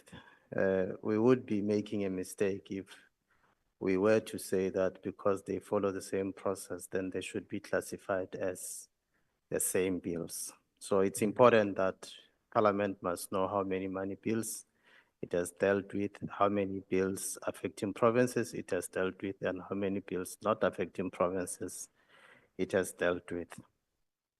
The second issue relates to unanswered questions. And indeed, I have had a discussion with Honorable Suisa.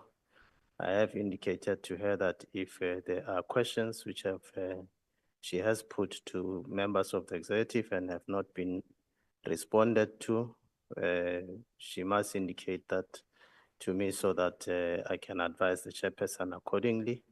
Or alternatively, if she wishes the questions to be converted to questions for oral reply in terms of the rules, then we can do so, so that those questions can then, if they were not responded to in writing, then they can be responded to orally in the House.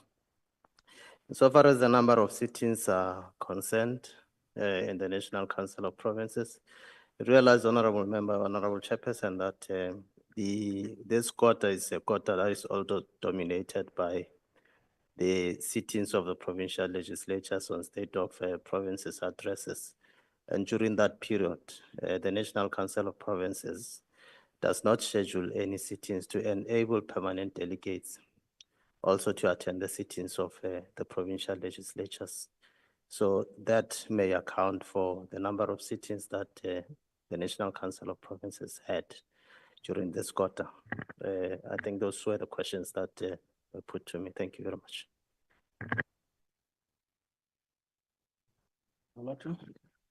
Thank you very much, STP, Co-Chairperson.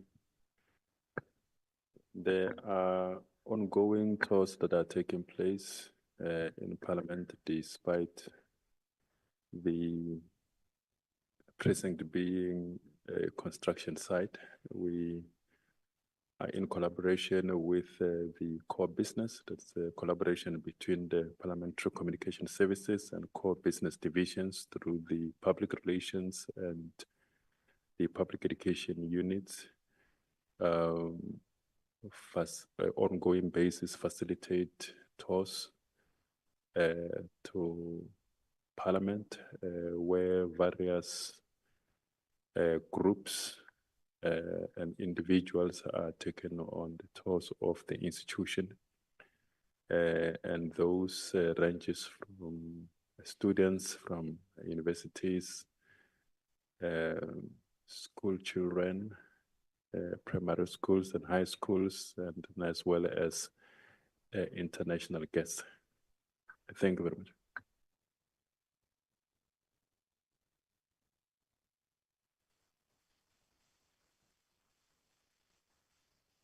Thank you very much, Chair. We have covered all the areas on our side.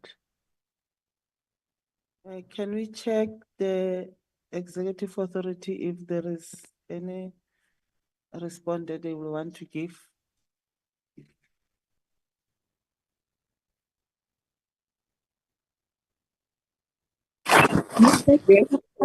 Listen, I think we are covered by advocate. Well, thank you very much, Chair. On the side of the National Assembly, but I would also say generally on Parliament, some of the issues that we have discussed with the chairperson and house chairpersons and deputies in terms of our EXCO. We did have an engagement with senior management to reflect on the structure of Parliament.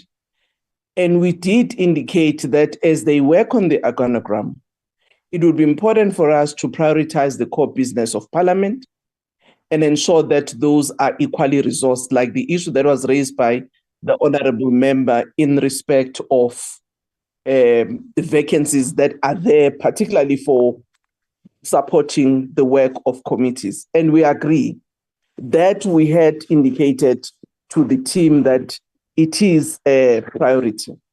We also indicated to the team that as we look at these vacancies, we also need to be alive to the fact that we may not have all the money that we may want, and therefore see to what extent some of those can be repurposed such that you can even reduce the number of vacancies where it is possible that with the introduction of technology, you may not necessarily need warm bodies at all costs in other positions. So as the talent team and HR are working on it, those are some of the advices we had given for them to look at.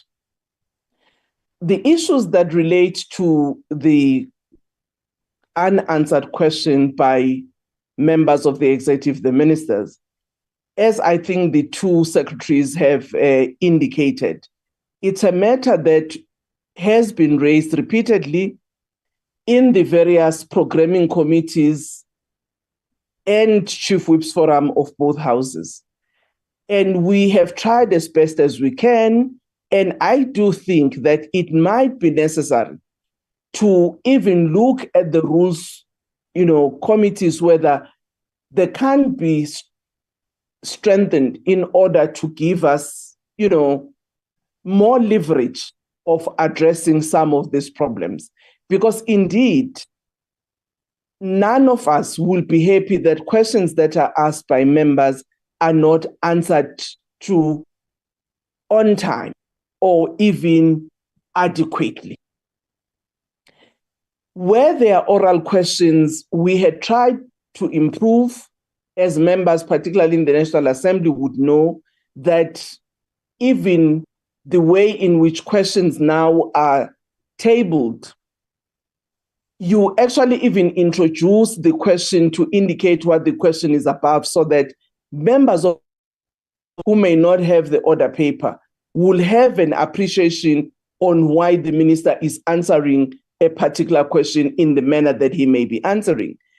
And where at times the executive are not, or rather missing the question that has been asked by the members, presiding officers would actually minister that, it's important that you appreciate that this is the question that the members asked, you might not have answered them. Obviously, in terms of the rules, we cannot or a deputy minister or a president or a deputy president how they must answer. They are supposed to answer the question, but we endeavor to ensure that adequate responses are given. It's work in progress that we have to deal with, and we are alive to it as executive authority, that those matters need to be attended to. I want to also deal with the issue of international engagements. In Parliament, we are members of multilateral institutions, such as the Commonwealth Parliamentary Association, the Interparliamentary Union, the SADC Parliamentary Forum, the Pan-African Parliament. And as we would know, at the beginning of the year, in particular with these three, both houses will actually indicate who are the members who will serve on these multilateral institutions. And therefore, we have an obligation beyond just paying for the membership of Parliament in those institutions.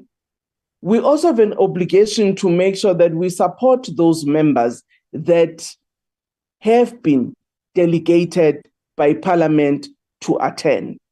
Some of those members within those institutions would either be elected to be members of the executive, where they might then need to play other role beyond just attending general assemblies. And I think this is where the costs go. We have a committee in Parliament which is supposed to process the reports coming out of all of these meetings, which is the PGIR, after which those reports must be tabled in the both houses so that members are updated on what are the issues that are dealt with in these institutions where we serve.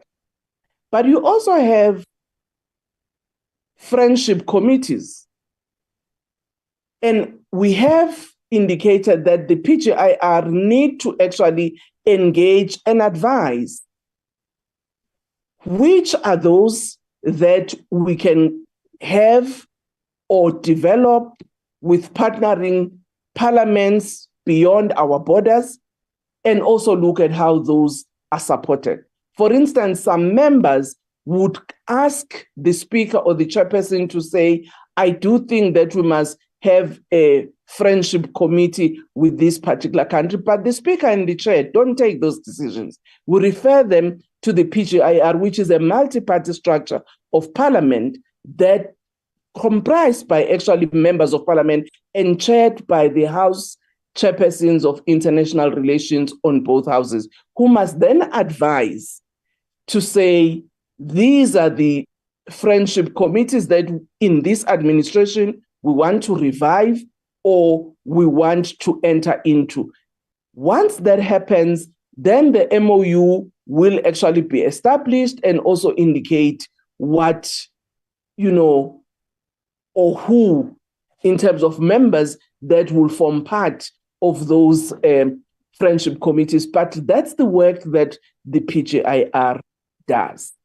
There would also be instances where there are invitations directly to committee chairpersons for their committees to participate either on a study visit and so on. Some of those get fully paid, and where they are fully paid, they would disclose, because that has to be disclosed as it is regarded as a benefit.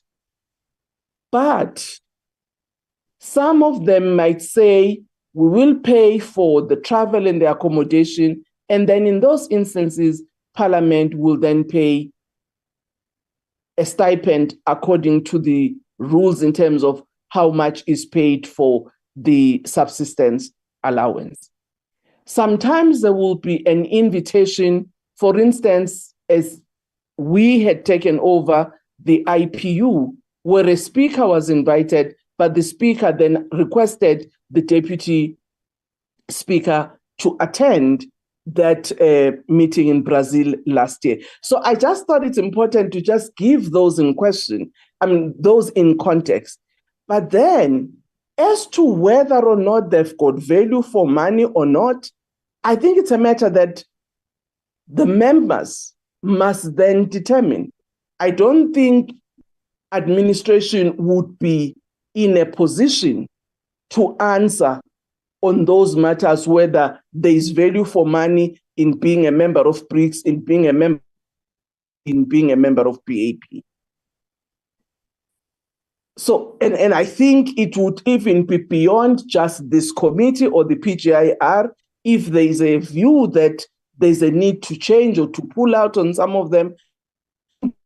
Houses will have to reflect on those and say, what then does this mean in terms of parliamentary diplomacy?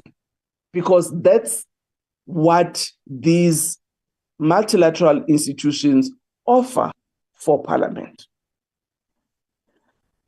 The issue about the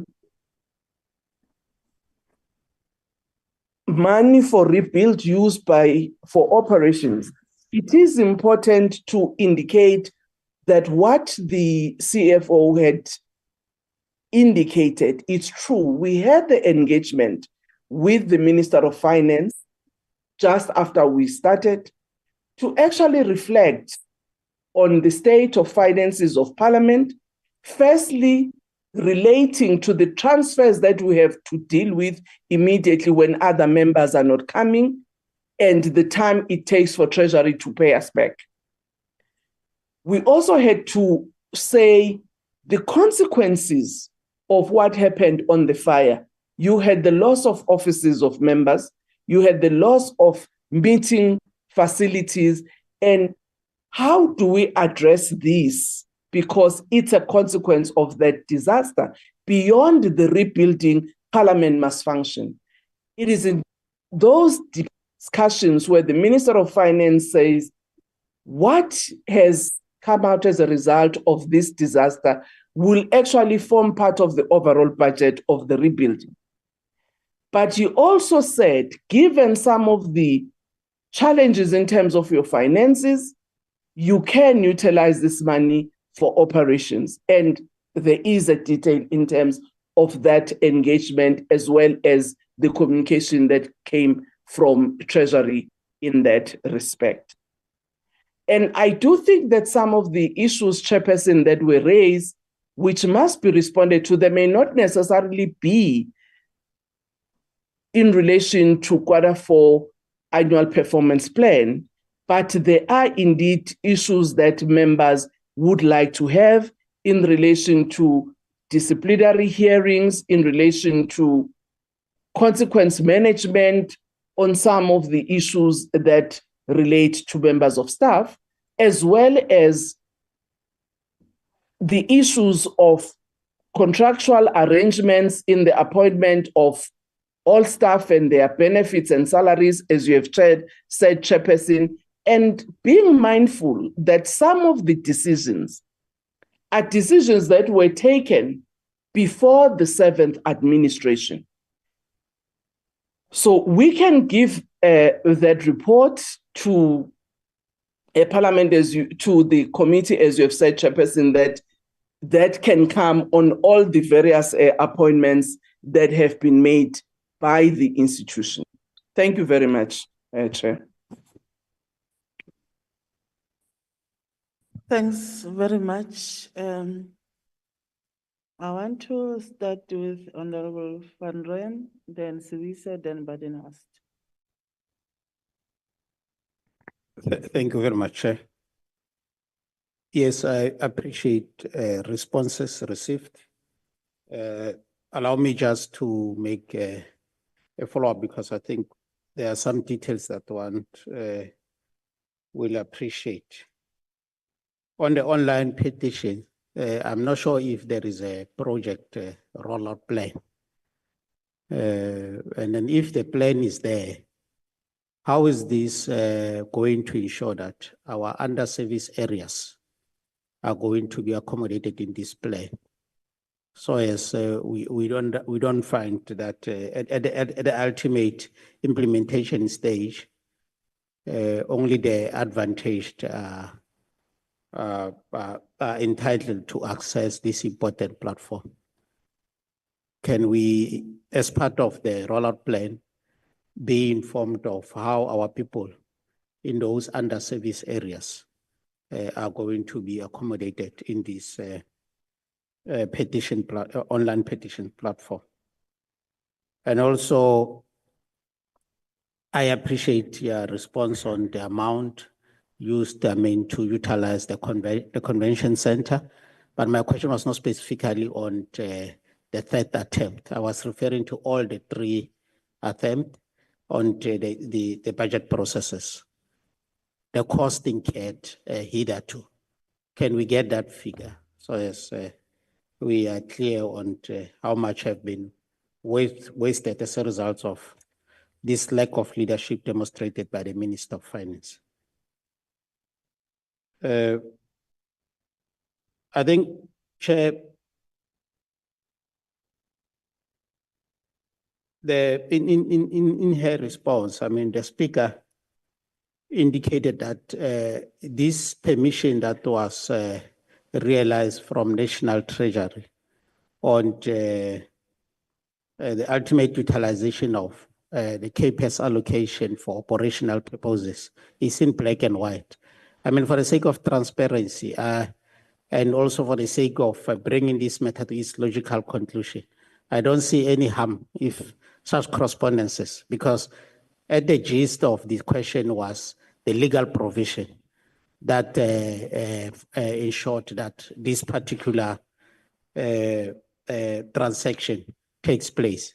So I think that correspondence from National Treasury will definitely shed more light and also bring some logical conclusion to this particular aspect. Thank you very much.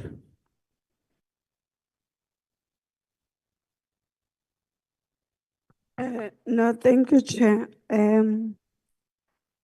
Chair, I think this thing of whether they are legal advisors or personal advisors or project managers, I started it yesterday, the day before. And we all know that they were hired under the temporal resourcing HR policy. So the title doesn't matter right now, whether they are project managers. What I want to know now, Chair, how has these appointments affected the unfunded vacancies? Because we can't sit without any support staff to do the work. Number 2, are we being told that before the 54 vacancies were filled, there were only 15 people that were actually responsible to assist in doing parliamentary? Because the response that I got is that so far we've filled in 60, the total filled vacancies is 69.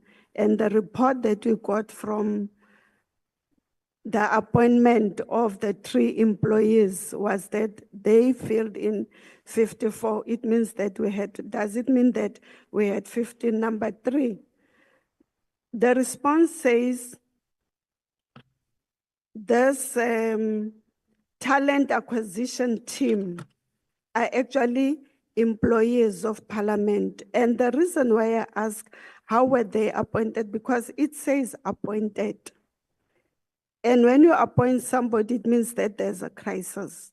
So which means that these people were working somewhere and they were brought in here. It's a clarity-seeking question, Chair. They say that they are employees of Parliament. How were they appointed? When is their job going to end?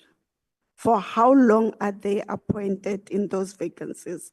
What are the expenses? If I can't get the detailed report now, I'm happy to wait for a written reply, even if it takes 7 days, so that I can understand the role of talent acquisition.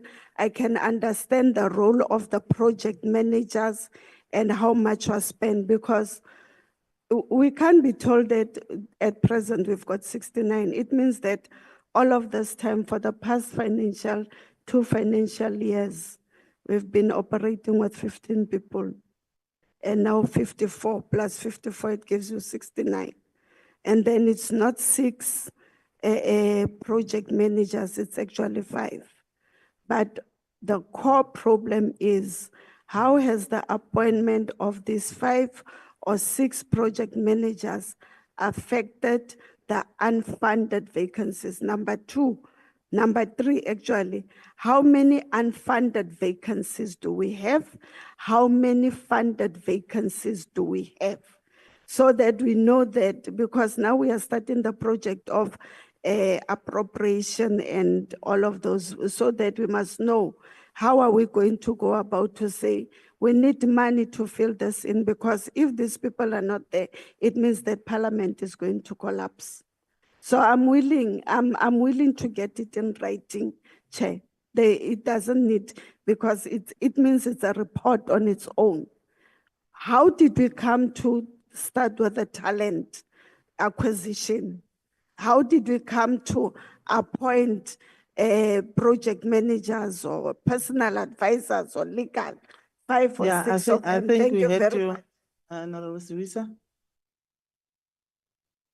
No, it's Honorable Patnos is the last one. Thank you. And the last one. Thank you, Chair. Thanks very much. Thanks for allowing me to be last. Chair, just, I think it might be good for the Secretariat to keep a record of all the questions we ask and which ones have been answered and unanswered, so we don't end up prolonging meetings by asking the same questions over and over and over again. So if we can maybe, through you, get a record of questions asked in the committee. And then with regards to monthly reports, I just need to assist some of my colleagues here that said that we don't need monthly reports or shouldn't be getting them. Section 51. Honorable Patnos, can you just straight to the point? No, I'm doing. We are on a quarterly report today. Please. Madam Chair, please. You've given my colleagues ample opportunity and now you're cutting me short. Please. I'm not cutting you short. I'm saying No, just ask I'm making my questions. point, but you're prolonging it now because you're interrupting me. Please, Madam Chair. Section 51(1) of the FMPPLA says, within 15 days after the end of each month, the accounting officer must submit the financial statement to the Executive Authority and the National Treasury. And then we go to section 54, which the STP referred to. Thank you very much for that, because section 54(1) says, the Executive Authority must table monthly, quarterly, and mid-year reports in Parliament within 5 working days of receiving those reports. And section 2 says, subsection 2 says, Parliament must refer the reports to the oversight mechanism promptly. And last time I checked, we are probably the oversight mechanism as a committee. So I think that legally we are entitled to monthly reports, and that might help us a lot in our work. My question still hasn't been answered, and it refers to this: is how much was spent on traveling, catering, protection fees by the accounting officer, the Executive Authority, and House chairpersons? It's a simple question. I'm sure we're entitled to get an answer to that. I'm glad that we're going to get some answers on the acting allowances. Thank you very much, because then, you know, we can balance why I'm not filling vacancies and why we're paying acting allowances and how much we're spending on acting allowances versus what vacancies remain vacant. I still don't know why and when the CFO was suspended, and I'd like to see a report if there was an investigation to that, please. It's very simple to give me the answer. What is the pay gap between the highest and lowest earner in Parliament? That's not a personal question about salaries. It's a general question, the pay gap between the highest and lowest earner. That's all I'm asking for. In the first meeting I attended, Chair, and I'm getting a little bit impatient, Chair. The first meeting I attended, I asked for an approved organogram, and we're still waiting for that. We're talking about it. There's lots of talk about an organogram. And there was an agreement made in that meeting that we would get an organogram, and I'm still not getting it. I'm worried they're going to start calling me honorable organogram because I keep on asking for it. The third time I'm asking for it now in this meeting. I've never heard of a gym in Acacia Park. I've spoken to members that's back for their 3rd term. Nobody knows about any gym in Acacia Park. If there was a Gym in Acacia Park STP, I wouldn't look the way I look. I would use it. And then the speaker said that decisions taken in the past might have been wrong, but they were taken in the past. With respect, Madam Speaker, wrong decisions in the past stays wrong. And if the executive authority made wrong decisions in the 6th Parliament, then somebody must be accountable in the 7th Parliament. Otherwise, we can have a flurry of wrong decisions just before the end of a term, because nobody is accountable for any wrong decisions after that. Thank you very much, Chair. Maybe we can get a legal opinion on that so that we bury that topic as well. Thank you very much. Honourable members.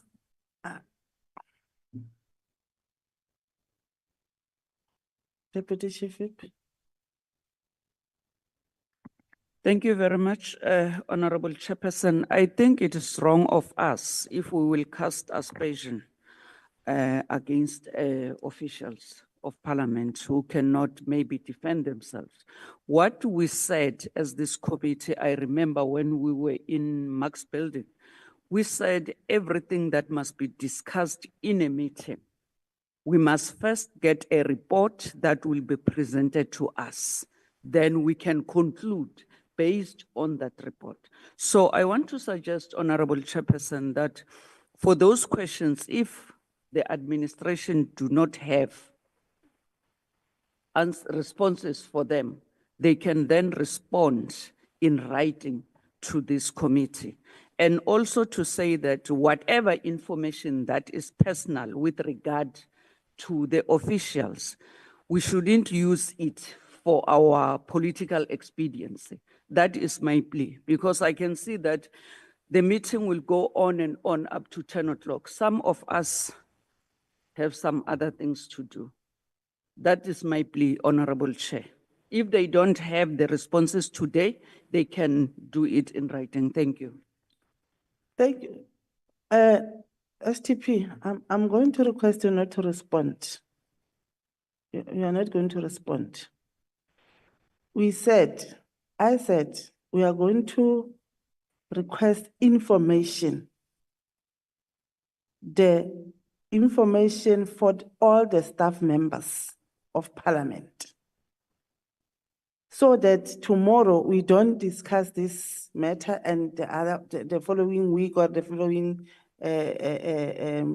weekend we discuss other things. HR, we request you to compile an information in relation to the questions from honorable members of all the employees of Parliament, the salaries, whether the wage gaps and whatever, the gratuity payment, the disciplinary hearings, everything, so that when we come, you might not come as a team.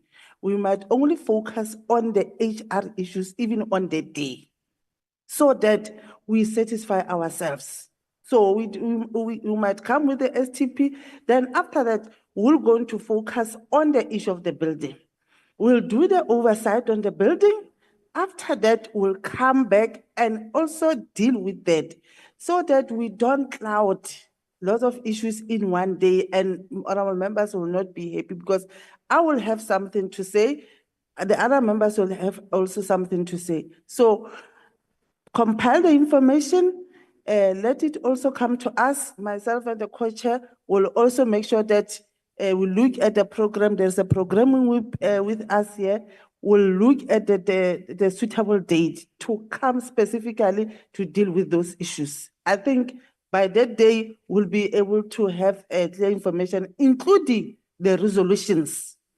Please, including the resolutions, because we can hear it's a matter of who authorized this, who approved this, who did what, including the resolutions. We request all the information so that whatever has been raised on the day, we know that after that meeting, there won't be any other questions.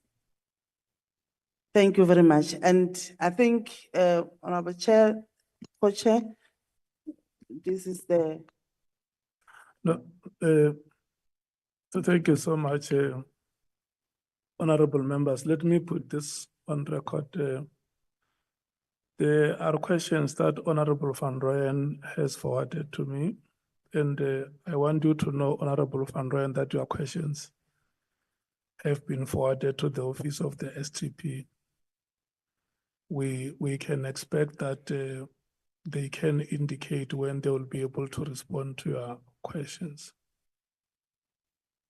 And I'm also going to request that there must be a standard on how we do our things. And we must be open, we must be transparent. I hear Honorable Badenhorst has issues. Honorable Badenhorst has issues, but the issues are not coming out. And I'm going to request Honorable Badenhorst to raise those issues that he wants us to discuss, so that we will put them on the agenda. There is I think there is a matter which the speaker, both of them speak in parables. One says it does not matter whether it's a matter of the sixth administration. Once and for all, if there is any matter that needs to be clarified, bring it here. Let's clarify it and be at one, all of us, in terms of understanding. So that it must not, look, every day when a person comes to a meeting, and when you close the meeting worried that it's like there is something that is being raised here, but it's like it's not being given the kind of attention it deserves. So today I'm satisfied that I heard you properly, Honorable Badenhorst, that there are issues.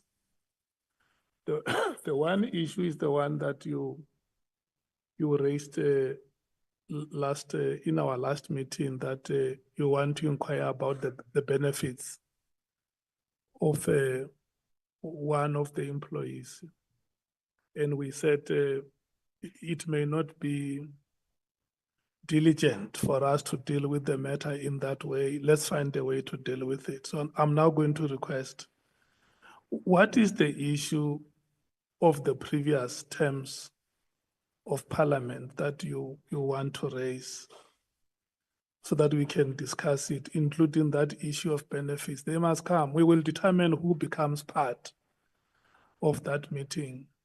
If there are individuals who are affected, the speaker will give us guidance on who she will come with to the meeting. So that, you know, ons kan nie altyd op dieselfde onderwerp praat nie.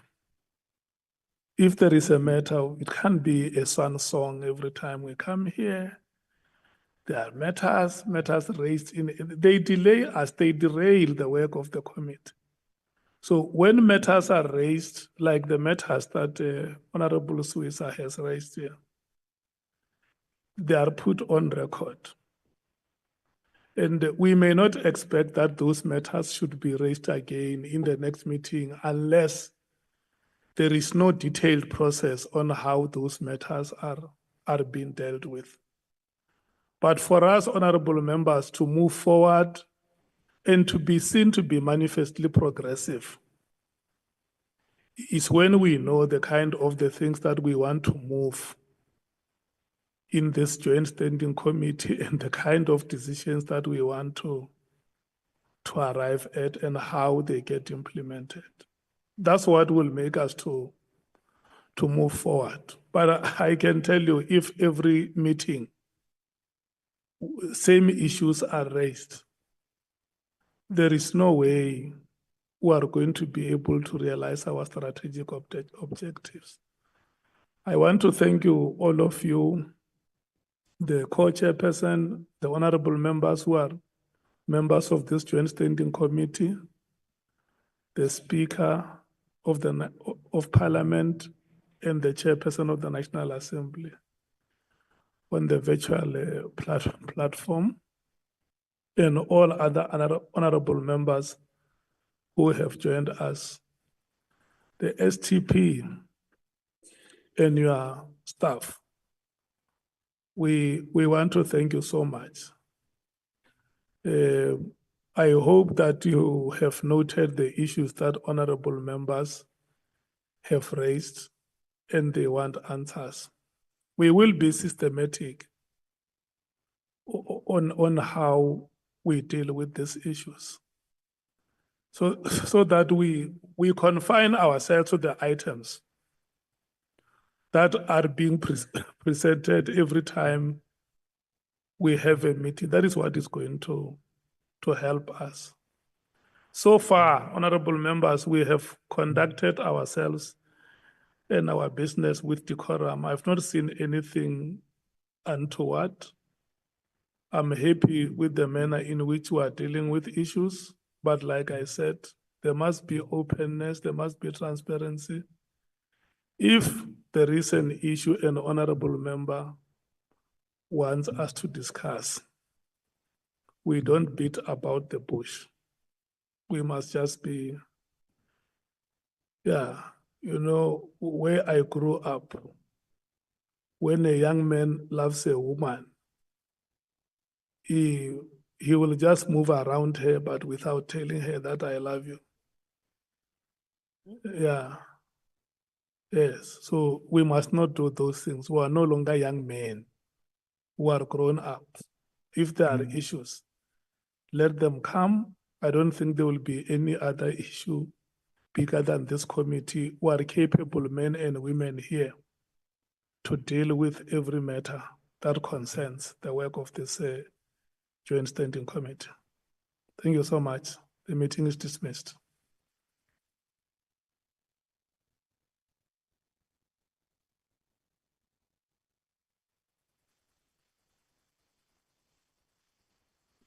Thank you, co-chairs.